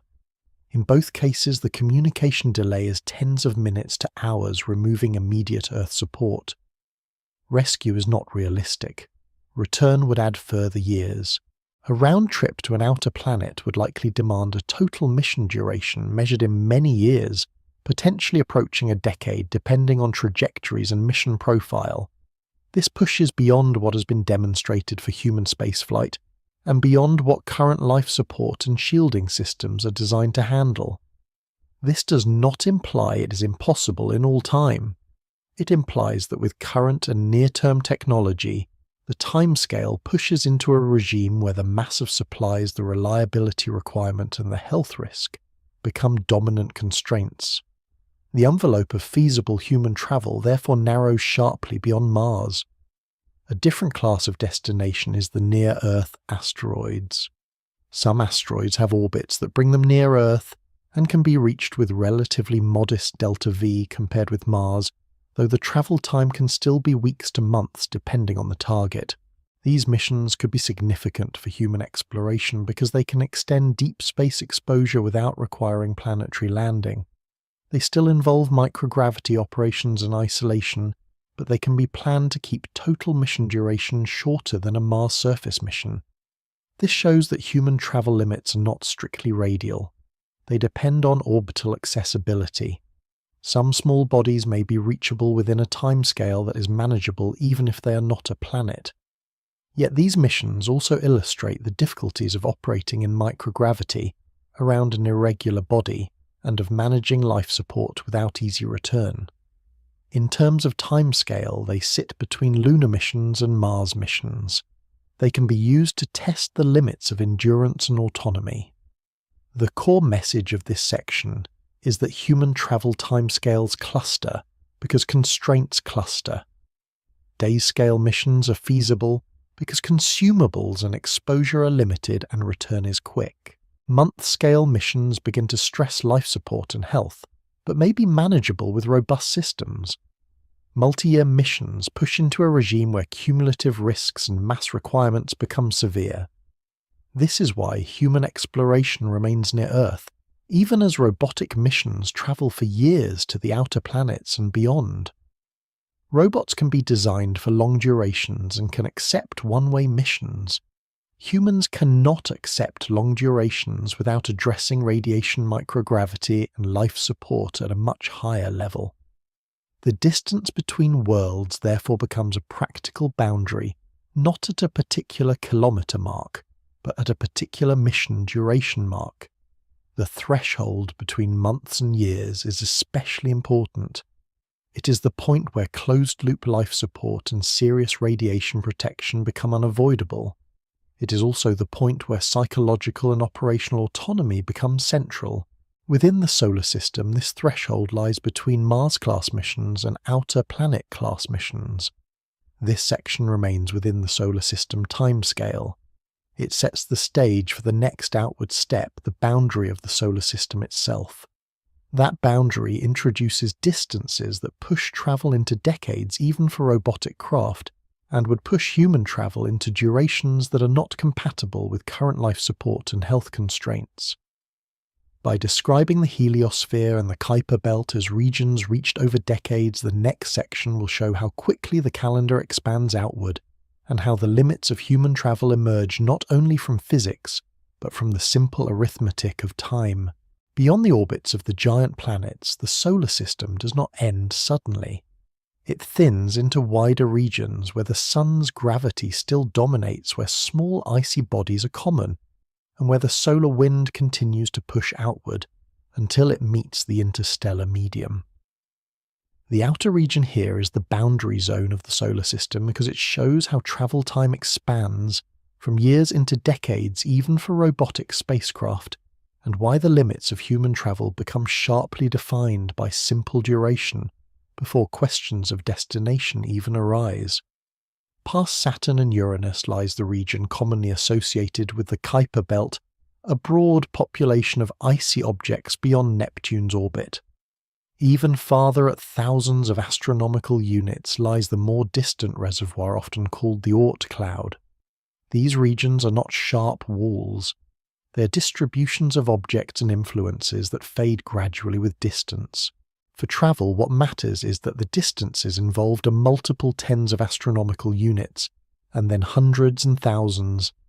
In human time, these distances translate into decades at the speeds achieved by the fastest deep space probes. A spacecraft leaving the inner solar system does not travel at a fixed speed, but some missions achieve a relatively high asymptotic speed with respect to the Sun after their planetary flybys are complete. This speed is still tiny compared with the speed of light, but it is high enough that over decades it carries the spacecraft across the outer regions. The most instructive examples are the long-lived probes that have travelled beyond the major planets and into the outskirts of the Sun's influence. Their journeys are measured not in years to a single encounter, but in decades of steady outward motion, with milestones that are defined by crossing invisible boundaries rather than arriving at a planet. The most discussed boundary is the heliosphere, the bubble carved out in interstellar space by the solar wind. The solar wind is a stream of charged particles flowing outward from the Sun. Near Earth it is still moving fast, but it becomes more tenuous with distance as it spreads out. Far from the Sun, the outward pressure of the solar wind is balanced by the pressure of the interstellar medium, the thin gas and plasma between stars. Where the solar wind slows abruptly is called the termination shock. Beyond that is the heliosheath, where solar wind material is compressed and disturbed. Farther still is the heliopause, where the influence of the solar wind gives way, and the interstellar medium dominates. These boundaries are not rigid shells. They shift with solar activity and with variations in the local interstellar environment. Still, they provide a useful map of the solar system's outer reach in physical terms. Crossing them takes decades. This is a distance that is hard to express in kilometers without losing intuition, but it can be expressed in astronomical units. The heliopause lies on the order of 100 astronomical units from the Sun, though its exact distance differs by direction and changes over time. 100 astronomical units is about 100 times the Earth-Sun distance. Since 1 astronomical unit is about 150 million kilometers, 100 astronomical units is about 15 billion kilometers. A spacecraft moving outward at a speed of about 10 to 20 kilometers per second would take many years to cover this distance, and real missions show that the times are indeed measured in multiple decades from launch to heliopause crossing. In human time, that span is long enough that an entire generation can pass. Spacecraft systems must survive extreme longevity, and the teams that built them may retire before the mission reaches its far milestones.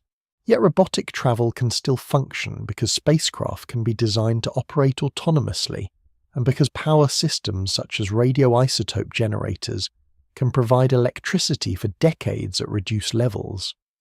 This is an example of a regime where robots remain practical and humans do not, because human life support over decades in deep space is beyond demonstrated capability and would demand vast mass and reliability. The communication delay at these distances also becomes large even within the solar system. At 1 astronomical unit, light time is about 8 minutes. At 100 astronomical units, one-way light time is about 800 minutes, which is more than 13 hours. Round-trip delay becomes more than a day. This changes the nature of any control and support. A spacecraft beyond the heliopause must operate with extreme autonomy, not because it is intelligent in a human sense, but because waiting for guidance is too slow for many events. For human travellers, such delays would make Earth support nearly irrelevant for immediate decision-making. The crew would be functionally isolated from Earth's real-time problem-solving, In addition, rescue or return would be unrealistic. Even if a crew could travel that far, returning would take comparable time, turning a mission into a decades-long commitment. Human time in this region becomes lifetime time. The Kuiper Belt, which lies roughly from just beyond Neptune to several tens of astronomical units, offers another way to see the expansion of time. Neptune orbits at about 30 astronomical units. Objects in the Kuiper Belt lie beyond that. A mission from Earth to a Kuiper Belt object can take many years, even with gravity assists and high launch energy. The travel time is not defined only by distance, but by the need to intercept a small target on a specific orbit. The New Horizons mission, for example, uses a fast trajectory and a Jupiter flyby to reach Pluto, which is a Kuiper Belt object, in the broad sense of being part of that outer population. It takes about 9.5 years from launch to Pluto flyby. This is a clear human time marker, nearly a decade to reach a single world, even with a fast path designed for a flyby. The mission continues onward to another Kuiper Belt object and requires additional years. This illustrates the basic scaling. When distances reach tens of astronomical units, the travel time to a destination becomes a large fraction of a human decade. For robots, this is achievable with careful planning and long-lived systems. For humans, it becomes a major barrier because the mission duration would expose a crew to deep space radiation for years, require life support without resupply for years, and require psychological endurance for years, with increasing communication delays. The environment also changes. Farther from the sun, sunlight becomes weak, making solar power less effective and pushing missions toward nuclear power sources. Thermal conditions become colder and more uniform. The cosmic ray environment remains, and the lack of Earth's magnetic shielding remains. For robots, the primary challenges are power and system longevity. For humans, the challenges are life support and health over years. The boundary of the solar system therefore acts as a boundary of practical human travel under current assumptions, not because the distance is in principle insurmountable, but because the time required pushes into a regime where known human support systems become too heavy and too risky. Another feature of the outer solar system is that the notion of destination becomes less singular. A spacecraft can pass through regions where objects are small and widely spaced. Reaching a specific object requires precise navigation, but much of the journey is through empty space where the mission's milestones are defined by distance markers, such as crossing a planet's orbit, crossing the termination shock, or crossing the heliopause.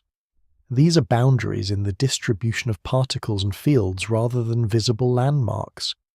In human time, this makes the journey feel like long intervals punctuated by rare events. This is true even for robotic missions. For human travelers, a journey dominated by long intervals would require a stable, sustainable life for years, with few external changes which add psychological and logistical burdens. The limit is not only that the journey is long, it is that the journey is long in a monotonous environment with delayed communication and no rescue. When the solar system's boundary is described this way, the next step outward becomes unavoidable. If reaching the heliopause takes decades at current deep space speeds, reaching even the nearest stars takes far longer, unless speeds increase by orders of magnitude. The light year becomes the next scale unit, and human time shifts from decades to centuries and beyond. This is the point where distance between worlds becomes distance between stellar systems, and the limits of human travel become dominated by the difficulty of attaining and sustaining a significant fraction of the speed of light while keeping people alive and protected. The solar system boundary therefore serves as a calm pivot. Within the solar system, travel times to planets are years to the Kuiper Belt are years to a decade, and to the heliopause are decades. These are already long in human time, yet they're still within the operational reach of robotic spacecraft. For humans, the practical envelope tightens as the calendar stretches. The next section will introduce the nearest stars and the light year, and it will show with the same steady translation into human time why interstellar distances turn even the fastest solar system travel into a slow approach measured in centuries at current propulsion speeds. When travel moves from the outer edge of the solar system to the nearest stars, the scale changes so sharply that the familiar units of astronomical units and decades begin to feel insufficient. The outer region here is the light year and the nearest stellar neighbourhood, because this is where distance between worlds becomes distance between star systems, and where the limits of human travel are set by the large gap between the fastest speeds achieved by spacecraft and the speed that would be needed to make the trip fit within a human lifetime. A light year is not a unit of time. It is a unit of distance defined by a time. It is the distance light travels in 1 year. Because light travels about 300,000 kilometers per second, it covers an enormous distance in a year, about 9.5 trillion kilometers. This number is difficult to picture, but it can be used as a stable conversion. The nearest star system to the Sun, Proxima Centauri, is a little more than 4 light years away. That means that even a radio signal travelling at the speed of light takes more than 4 years to reach it, and more than 4 years to return. Communication with a probe near that star would have a round-trip delay of nearly a decade. This immediately shows that interstellar travel is not simply an extension of deep space missions. It is a shift into a regime where Earth cannot meaningfully supervise in the way it does even for distant spacecraft. Even more important for human travel is physical speed. The fastest spacecraft leaving the solar system have speeds on the order of tens of kilometers per second relative to the Sun. This is fast by any Earth standard, but it is extremely slow compared with the speed of light. 10 kilometers per second is 36,000 kilometers per hour. Light moves at 300,000 kilometers per second, which is 30,000 times faster. Even 20 kilometers per second is still 15,000 times slower than light. When this speed gap is applied to a distance measured in light years, the time grows very large. A spacecraft travelling at 20 kilometers per second would take about 15,000 years to travel 1 light year. For a distance of 4 light years, the travel time becomes tens of thousands of years. This is far beyond any human lifetime, and far beyond the endurance of any engineered system known today. This is the core limit of interstellar human travel under current propulsion. The speed is too low by orders of magnitude. To make the trip to the nearest stars fit within human time, as lived within 1 lifetime, the vehicle must travel at a substantial fraction of the speed of light. Even 1/10 of the speed of light would make a 4 light-year trip take about 40 years in the simplest straight-line view. That is still a large fraction of a human lifetime, and would be longer when acceleration and deceleration are included. At 1/5 of the speed of light, the trip would take about 20 years, plus additional time for acceleration and braking. These are the kinds of speeds required for interstellar travel to become a human lifetime project. They are far beyond what chemical rockets can provide. They are beyond what current electric propulsion can provide for large vehicles. They demand entirely different energy scales. This is where the limit becomes an energy limit in an absolute sense. The kinetic energy of a vehicle increases with the square of its speed.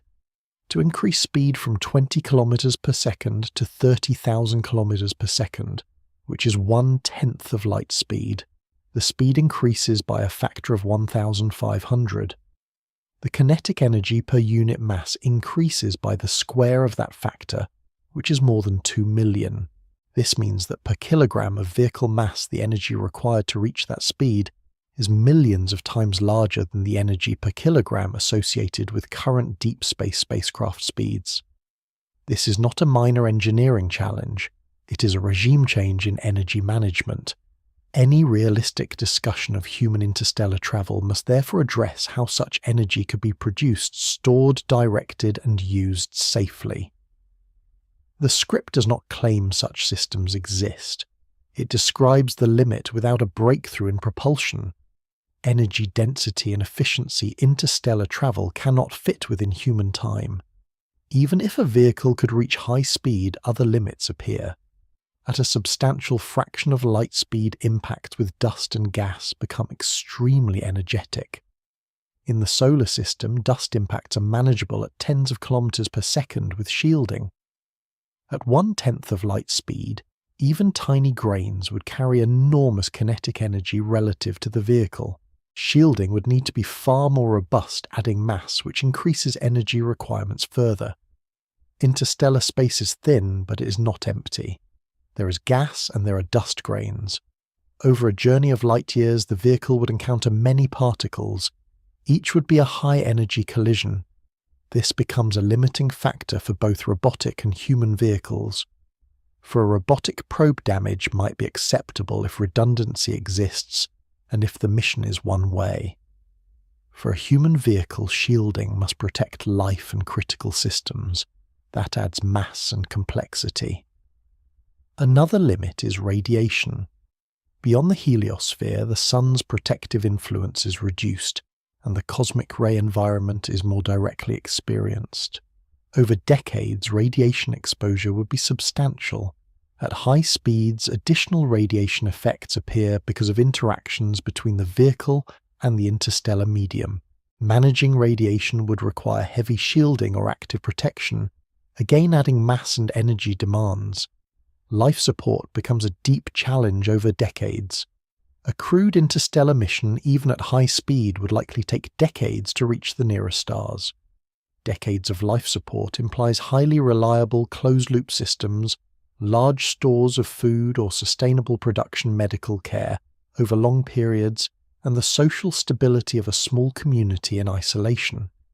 These constraints go beyond those faced by a Mars mission. They require a level of autonomy and endurance that has not been demonstrated. The communication delay would also remove Earth's practical support. Even at Proxima Centauri, messages take years. The crew would be independent. In human time, the mission would be closer to a long voyage across generations than to a mission with constant contact. The presence of these limits does not change the central point that the largest barrier is speed. Before addressing life support and shielding the vehicle must first reach the required velocity. Current spacecraft velocities produce travel times of tens of thousands of years to the nearest stars, which is effectively unreachable in human terms. To reduce travel to decades, a new propulsion regime is required. Concepts that are often discussed include propulsion, driven by external energy, such as laser sails, where a vehicle is pushed by light from a distant source, and fusion-based propulsion, where nuclear reactions provide high energy density. These concepts illustrate possible directions, but are not operational realities for crewed travel. The script does not adopt them as given. It uses them as examples of what would be required in principle: far higher exhaust velocities, far higher energy density, and the ability to accelerate a vehicle to a significant fraction of light speed. Without such capabilities, human travel between star systems remains outside practical reach. This is the measured limit. The nearest stars are only a few light years away, yet they are separated by a gulf of time when travel speeds are low. In the solar system, a decade can reach Pluto. A few decades can reach the heliopause. Beyond that, a few light years require tens of thousands of years at current speeds. This step change is why the light year is a boundary concept. It marks where human travel with current propulsion stops being a project and becomes an era. The next step is to discuss relativity and the speed ceiling more directly, because once travel times are reduced toward decades by higher speeds, the nature of time, energy, and causality becomes relevant. Relativity does not create an escape from the speed of light as a limit, but it defines how motion and time behave as speeds increase, and why faster-than-light travel is not part of known physics for moving objects. This will clarify the ceiling that remains even if propulsion improves dramatically. Once distance is measured in light years, the speed of light becomes more than a communication limit. It becomes the central ceiling that shapes what travel can mean at all. The outer region here is relativity and the speed ceiling, because it defines how motion behaves as speeds increase, and why faster-than-light travel is not available in known physics for objects that carry mass and information. Relativity begins with a simple empirical fact. The speed of light in vacuum is the same for all observers regardless of their motion. This is not an assumption of convenience. It is supported by experiment and underlies modern physics. From this, several consequences follow. One is that as an object accelerates to higher speeds, adding energy continues to increase its momentum, but the speed approaches the speed of light asymptotically and does not cross it. Another is that time and space measurements depend on relative motion. A clock moving at high speed relative to an observer runs slower, as measured by that observer. Lengths along the direction of a motion are measured as contracted. These effects are small at everyday speeds, but become important at a significant fraction of the speed of light. In human time, these effects matter because they define what a decades-long interstellar trip at a fraction of light speed would mean both for observers on Earth and for travellers on board. Yet the more immediate relevance to limits is the speed ceiling itself. If objects cannot exceed the speed of light, then travel between stars cannot be made arbitrarily quick. Even if a vehicle could travel at 90% of light speed, a journey to a star 4 light-years away would still take more than 4 years as measured from Earth, and more when acceleration and deceleration are included. The ceiling therefore sets a lower bound on travel time as measured in the departure frame. It is not possible to make a 4 light-year trip take a few months as measured from Earth without faster-than-light travel. Relativity enforces this by the structure of space-time. The next question is whether time dilation could make the trip shorter for the travellers. Time dilation does mean that travellers moving at high speed experience less proper time than Earth experiences. If a vehicle travels at a very high fraction of light speed, the travellers' clocks advance more slowly relative to Earth's clocks. This could make the experienced travel time on board shorter than the time that passes on Earth. For example, at speeds close to light speed, the time dilation factor becomes large, and the onboard duration could be reduced. However, reaching such speeds requires enormous energy, and the Earth frame travel time remains constrained by distance divided by speed. Time dilation does not allow the vehicle to arrive sooner in Earth time. It changes the relationship between Earth time and onboard time. In human terms, this means that even in a future where near light speed travel were possible, the travellers might experience a shorter trip than the people left behind, but Earth would still wait for years for a nearby star, and for decades or longer for farther ones. This creates a different kind of human limit, the separation between the traveller's lived time and the homeworld's time. It would be a one-way desynchronization because the travellers would return to a future Earth. This is not presented as meaning or drama here. It is a physical consequence of relativistic motion. The ceiling also interacts with energy requirements. As speed increases toward the speed of light, the energy needed to add further speed grows rapidly. In classical mechanics, kinetic energy grows with the square of speed. In relativity, the energy growth becomes even steeper as the speed approaches the limit because the relativistic factor increases without bound. This means that pushing a vehicle from 90% of light speed to 99% requires a large additional energy increase. The closer one tries to get to the speed of light, the more energy is required per incremental gain in speed. This makes the last portion of the approach extremely costly. For interstellar travel, this implies that there is a practical optimum below the extreme end. Even if high-speed travel were possible, the energy and shielding costs might make it impractical to attempt to get extremely close to light speed. Thus, the speed ceiling is not only absolute, it also creates a steep gradient of difficulty that intensifies near the limit. Another aspect of relativity relevant to travel limits is causality, the ordering of cause and effect. In the relativistic framework, faster-than-light signals can lead to situations where different observers disagree about the order of events, and where cause-effect relationships can be violated in certain frames. This is one of the reasons faster-than-light communication and travel are not part of standard physics. The speed of light is not simply a technical speed limit. It is tied to the structure of space-time and the preservation of causal order. This script does not attempt to prove this formally. It states it as the accepted framework within known physics information, and objects do not travel faster than light in vacuum. This sets the operational boundary for both travel and communication. Concepts that propose bending space-time, such as hypothetical warp drives or wormholes, are sometimes discussed in theoretical contexts, but they require conditions such as exotic energy densities that are not known to be physically realizable. They remain speculative and are not part of demonstrated engineering. Therefore, within the scope of scientific consensus, the speed ceiling remains. It defines the ultimate limit on how quickly worlds can be reached when those worlds are separated by light years. Relativity also affects how hazards scale with speed. As a vehicle moves through interstellar space at relativistic speeds, even low-density gas becomes a hazard because relative particle energies become high.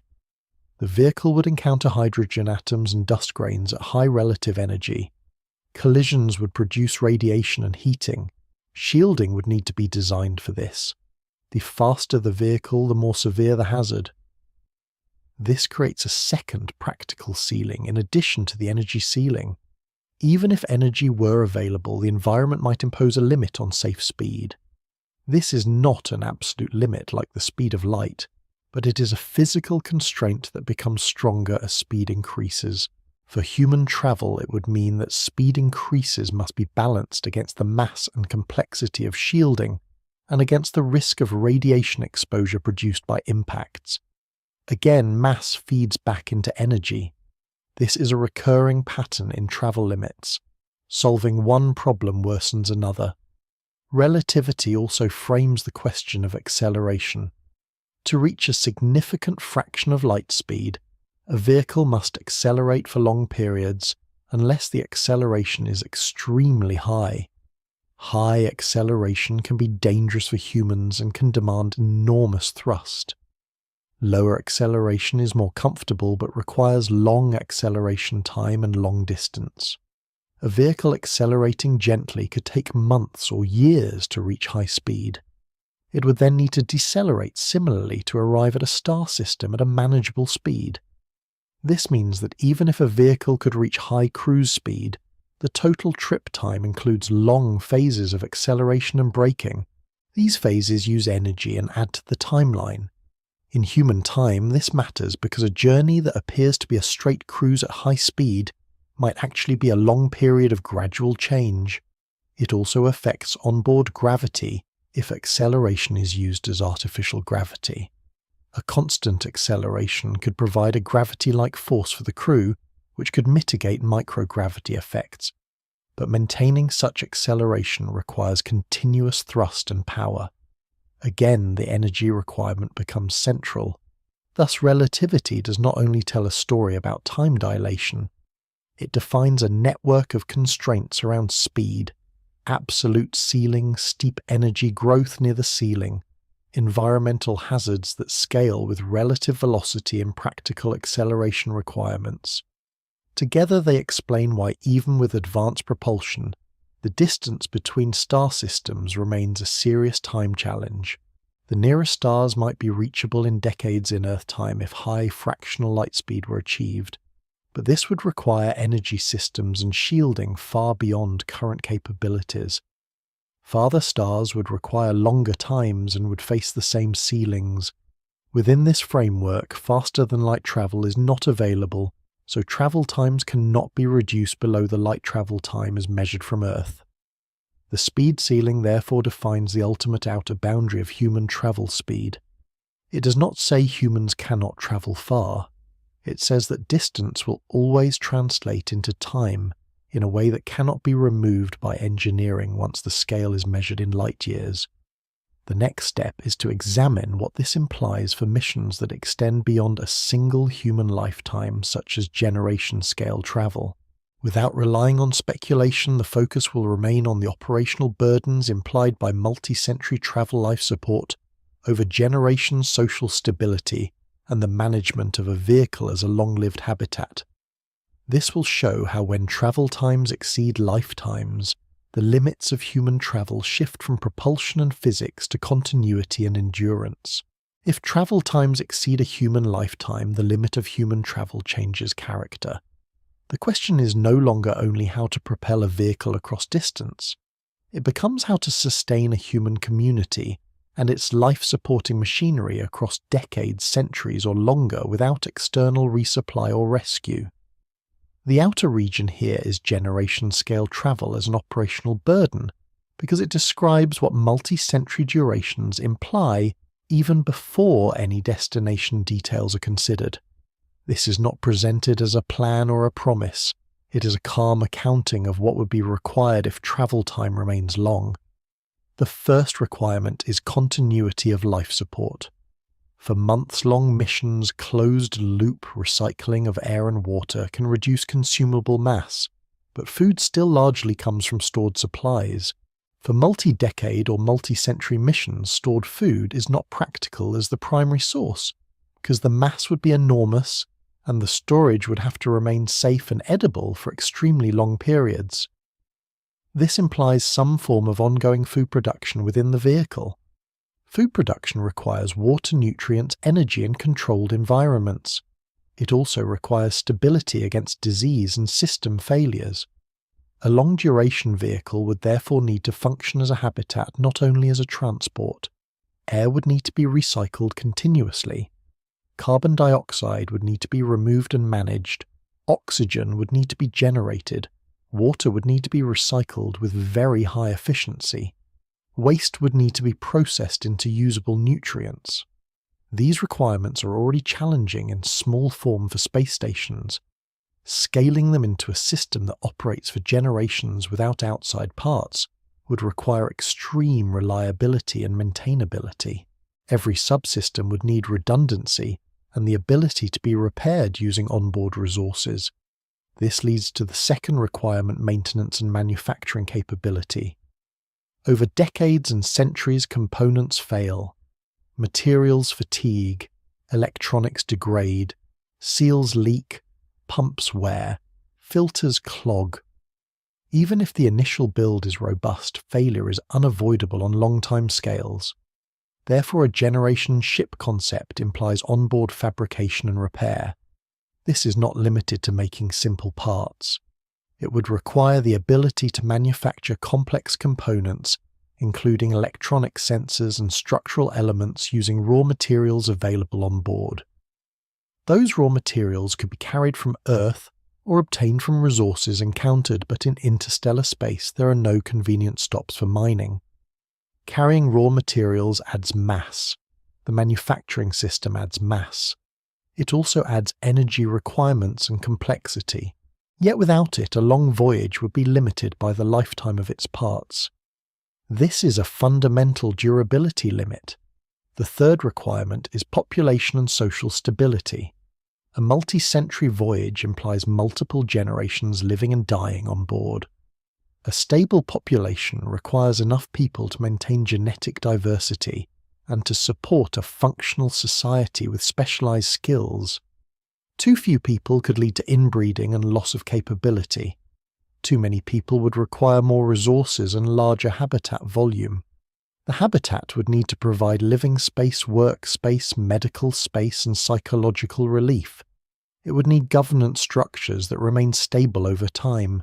It would need education systems to train new generations to operate and repair the ship. Knowledge must be preserved accurately across centuries.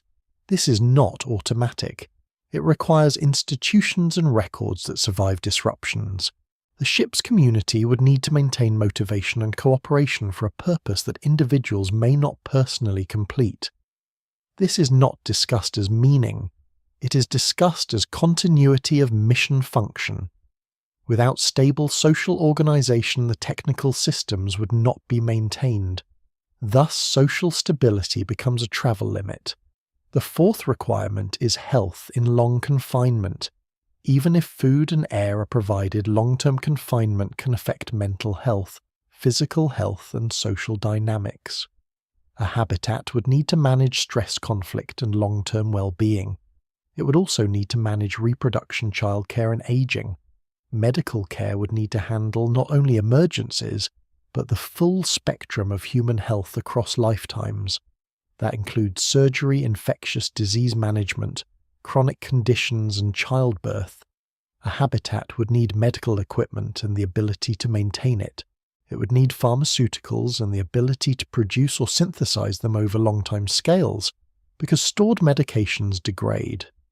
This introduces another manufacturing requirement. The fifth requirement is radiation protection over long periods.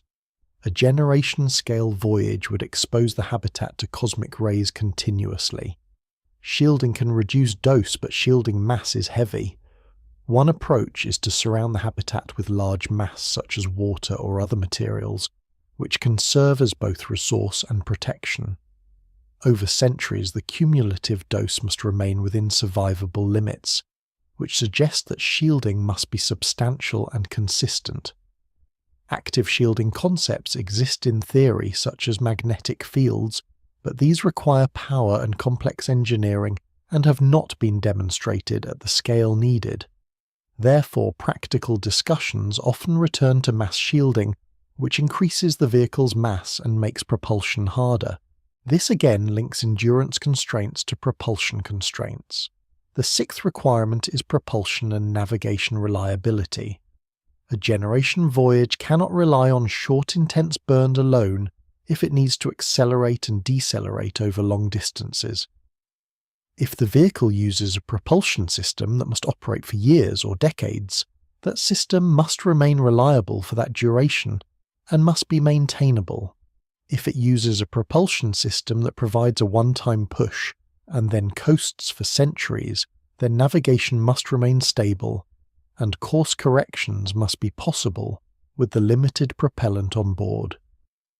Over centuries, small errors can accumulate into large missed distances.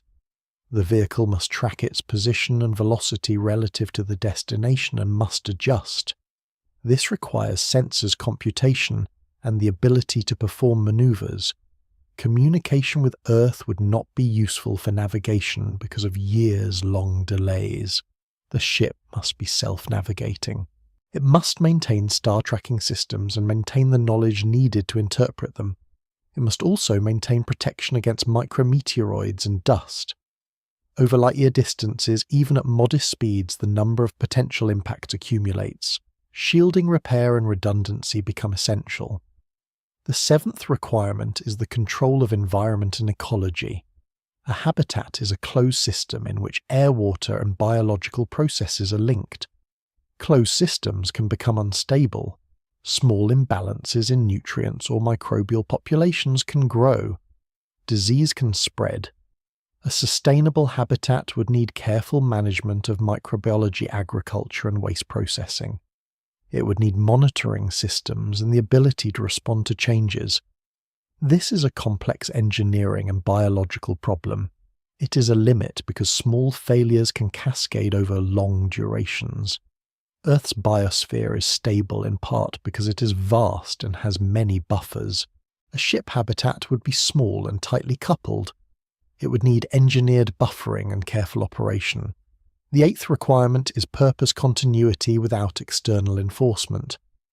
A spacecraft mission today is operated by a team with clear objectives and with external funding and oversight.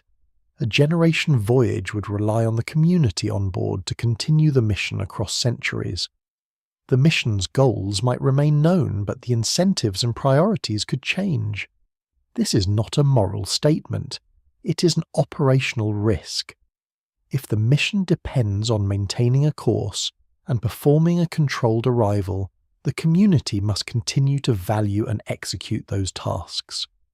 Otherwise, the ship becomes a drifting habitat without a defined endpoint. To avoid this, systems would need to be designed to make mission continuation robust to social change. That is a design challenge in governance and in technical automation. It implies higher autonomy in navigation and safety, perhaps reducing the reliance on collective decision for essential functions. But autonomy itself introduces risks if systems fail. Thus, the limit remains one of coupled complexity. In human time, multi-century travel is not simply waiting longer. It is sustaining a civilization-scale system in miniature. It requires power generation for centuries maintenance and manufacturing, for centuries stable social institutions for centuries, and medical and ecological stability for centuries. These requirements are far beyond current practice. They are not forbidden by physics in the same way faster-than-light travel is, but they are bounded by complexity and reliability. They show that if propulsion does not reduce interstellar travel to within decades, then human travel becomes an endurance project on a scale that resembles settlement more than voyage. This is why generation travel is often described as a different category of mission, not simply a longer one. It changes the central problem from propulsion to sustainability. The script does not claim that such a system will be built. It states what the timescale implies. It is the direct translation of distance into the length of human lives and the durability of engineered systems. The next step is to move outward again from the ship to the larger structure of space describing horizons and unreachable regions. Even if a civilization could sustain long voyages, the universe contains limits defined by expansion and by the finite speed of light that place some regions permanently outside reach. This will show that the limits of travel are not only technological and biological, they are also cosmological. Beyond the limits set by propulsion biology and the speed of light for local travel, there is a broader limit that comes from the structure and evolution of the universe itself. The outer region here is horizons and unreachable regions, because at the larger scales some places are not merely far, they are separated in a way that cannot be overcome even in principle, within known cosmology, since the universe is expanding, and the ability of signals and travellers to connect regions is constrained by that expansion and by the speed of light. This does not remove the reality of nearby travel within the solar system, or even within the local stellar neighbourhood. It adds a final outer boundary that frames what distance can mean when the scale grows from light years to billions of light years. The universe expands, meaning that on very large scales galaxies are on average moving away from one another as space itself stretches. This expansion is not like an explosion from a central point. It is a uniform, stretching described by general relativity. A key observable consequence is Hubble's law, where the recession velocity of distant galaxies increases with their distance. For relatively nearby galaxies, the recession speed is small compared with the speed of light. For extremely distant galaxies, the recession can be very large. This does not mean that galaxies locally move through space faster than light in the usual sense. It means that the space between us and them increases due to expansion. In this framework, the speed of light remains the local speed limit for objects and signals moving through space-time, but the distance between far regions can still increase over time, faster than light could cross it because the metric distance grows. This is the foundation of cosmic horizons. A horizon in cosmology is a boundary beyond which events cannot influence an observer, because light from those events cannot reach the observer within the age of the universe, or cannot reach at all due to ongoing expansion. There are different horizons depending on the definition. One is the particle horizon, which defines the maximum distance from which light has had time to reach us since the beginning of the universe. This is related to the size of the observable universe. Light from beyond this horizon has not had time to arrive yet. Another is the event horizon, which defines a boundary such that events beyond it will never be able to affect us even given infinite future time, because the expansion carries them away too quickly. The existence and size of these horizons depend on the expansion history of the universe, including the effect of dark energy, the component associated with accelerated expansion. Observations indicate that the expansion of the universe is currently accelerating, which implies that there is a cosmic event horizon regions of space from which light emitted now will never reach us in the far future. This sets a deep limit on reachability.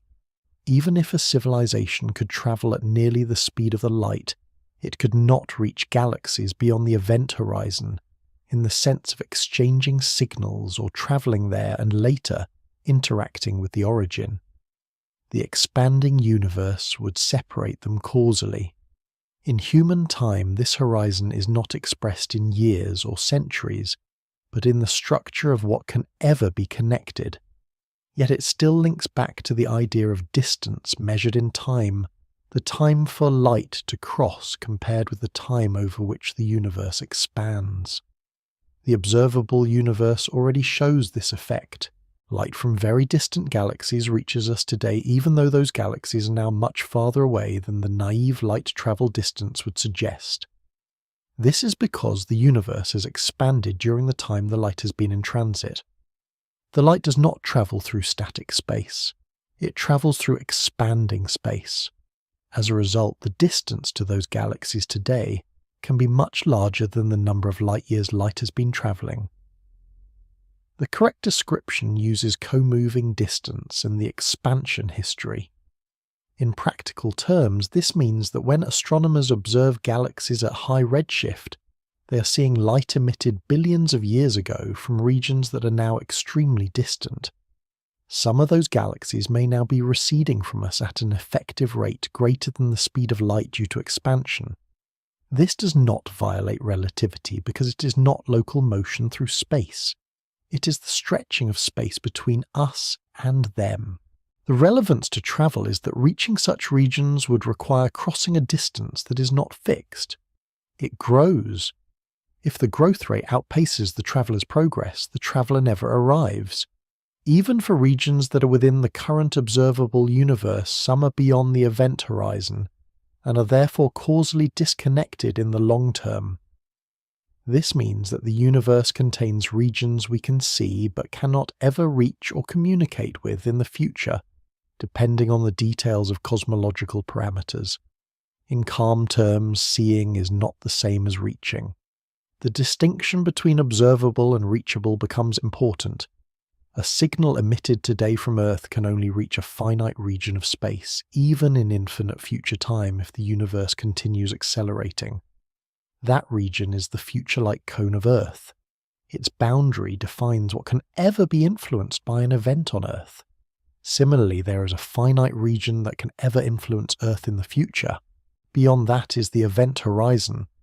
For human travel, which would be at less than light speed, the reachable region is smaller still. A civilization could expand through nearby interstellar space, and perhaps through parts of the local group of galaxies over very long times, but the accelerating expansion implies that over enough time distant galaxy groups will disappear from causal contact. Local gravitationally bound structures remain bound and do not expand internally. The Milky Way and Andromeda, for example, are bound and are expected to interact and merge over time. The local group is a bound structure. Travel within such a bound region is limited by propulsion and biology, and the speed of light, but not by cosmic expansion in the same way. Beyond the bound region, expansion dominates and the horizon becomes relevant. This introduces a hierarchy of limits. On the smaller scale, travel is limited by engines and life support. On the interstellar scale, it is limited mainly by achievable fraction of light speed and by shielding. On the cosmic scale, it is limited by the expansion of space itself. Each scale has its own defining constraint. The horizon also has a time aspect that can be framed in human terms as an analogy of waiting and missing windows. In the solar system, launch windows open and close because planets move. On the cosmic scale, windows also close because regions move out of causal contact. Over extremely long times, accelerated expansion would make more and more of the universe inaccessible, not because it becomes hidden, but because light and travel cannot bridge the growing gap. This is not presented as destiny or meaning. It is a statement of the current standard cosmological model. The magnitude is beyond daily experience, but the structure is familiar motion, and timing create limits. Another cosmological limit is the finite age of the universe.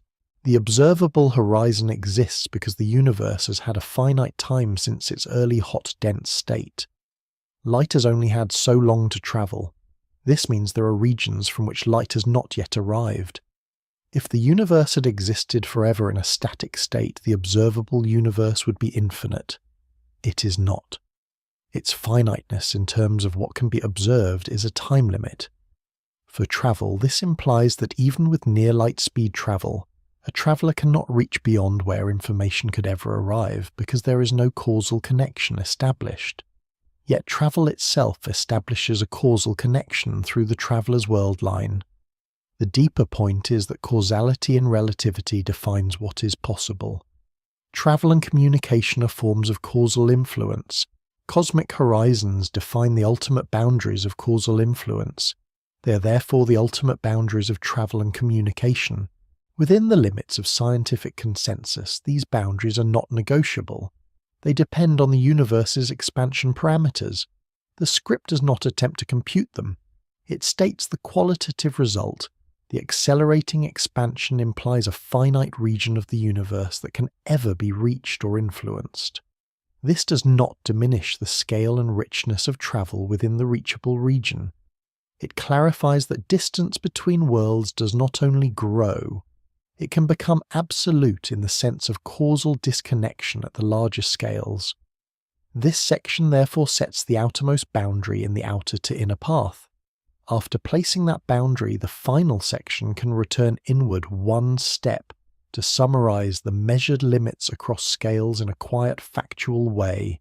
Seconds to the Moon, minutes to Mars, hours to the outer planets, decades to the heliopause, thousands of years at current speeds to the nearest stars and the cosmological horizons that define a finite reachable universe.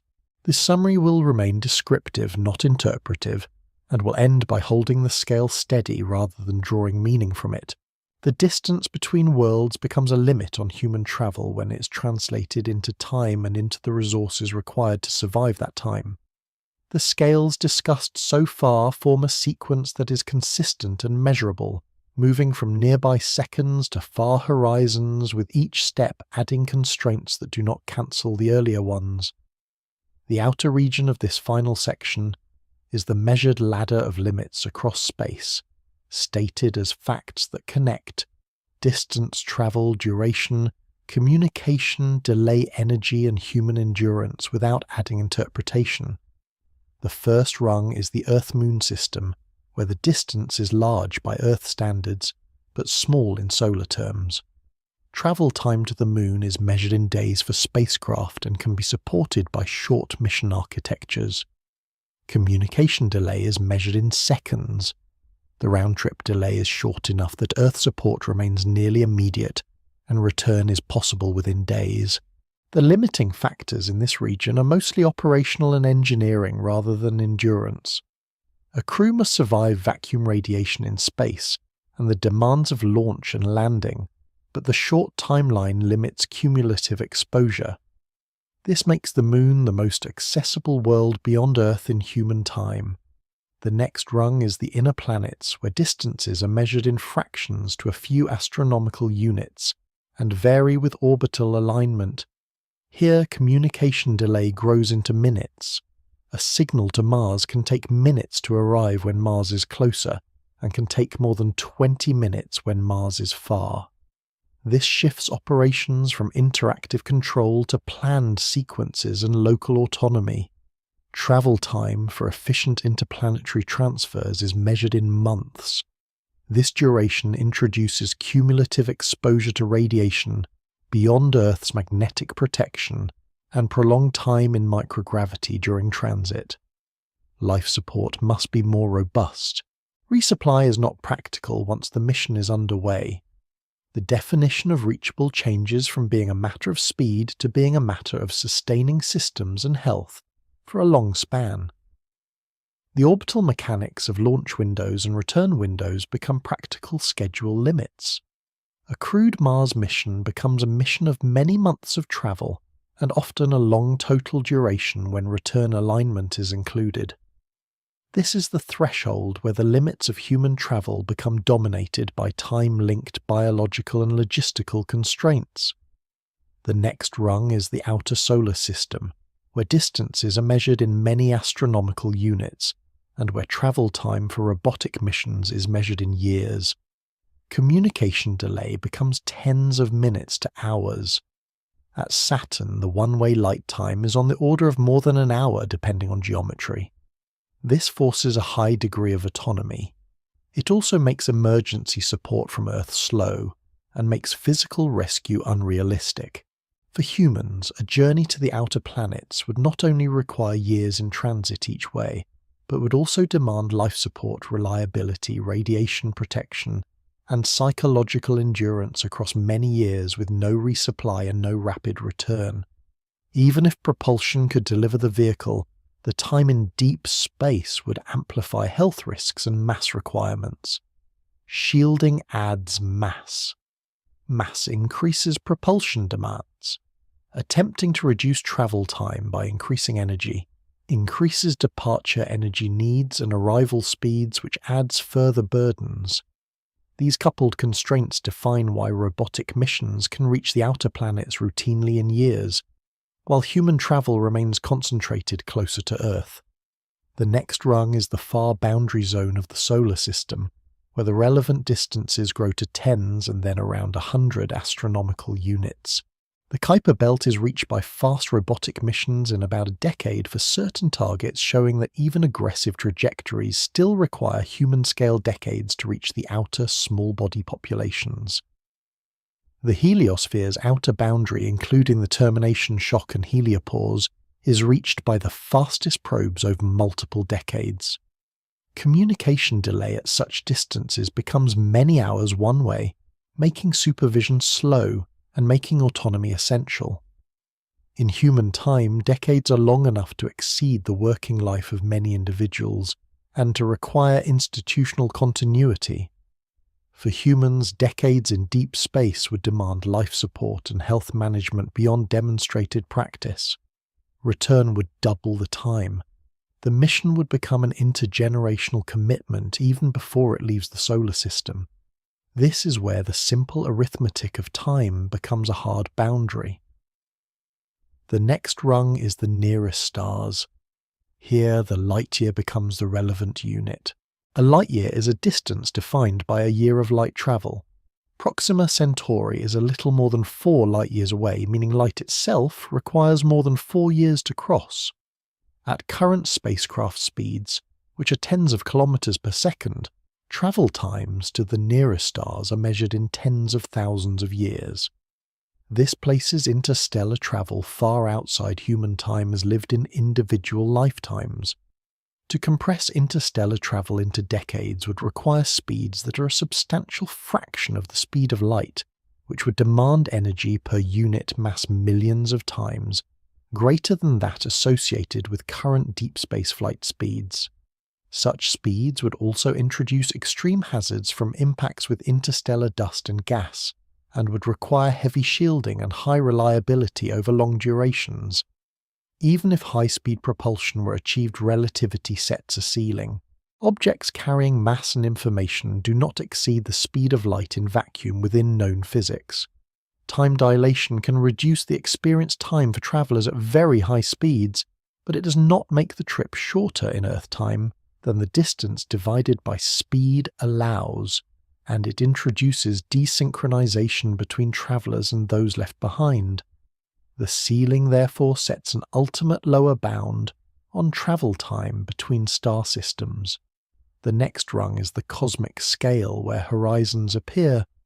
The universe expands, and on the larger scales, expansion creates regions that cannot ever be reached or influenced if accelerated expansion continues as observed.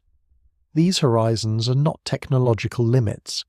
They are limits of causal connection set by the structure of space-time. They define a finite region of the universe that can ever exchange signals with a given location and a finite region that can ever be reached by any traveller limited by the speed of light. Local bound structures such as the local group of galaxies remain reachable in principle, given enough time and appropriate propulsion, but far beyond them, expansion places some regions permanently out of reach. This is the outermost statement of limit. It is not a limit of endurance or engineering. It is a limit of the universe's geometry and evolution. Across all rungs the same pattern appears. Distance becomes time in two ways. It becomes travel duration at speeds far below light speed shaped by orbits and energy. It becomes communication delay at the speed of light shaped only by separation and geometry. For human travel time then becomes exposure requiring radiation protection, microgravity mitigation, reliable life support, medical capability and social stability. Every mitigation adds mass. Every added mass increases the energy required to move. Attempts to reduce time by increasing speed increase energy demands and environmental hazards. Attempts to reduce energy demands by taking longer routes increase exposure and mission duration. These trade-offs are not imperfections in planning. They are the structure of travel between worlds under known physics. Measured in human time, the solar system remains a place where nearby worlds can be reached in days and months, and where distant regions require years and decades for robotic craft. Beyond the solar system, the gap to the stars requires either new propulsion that reaches a substantial fraction of light speed, or acceptance of travel times that exceed human history. At the largest scales, horizons set an ultimate boundary on reachability, regardless of propulsion. These are the limits as they stand when distance is translated into time, energy and endurance, without adding conclusions beyond the measurements themselves.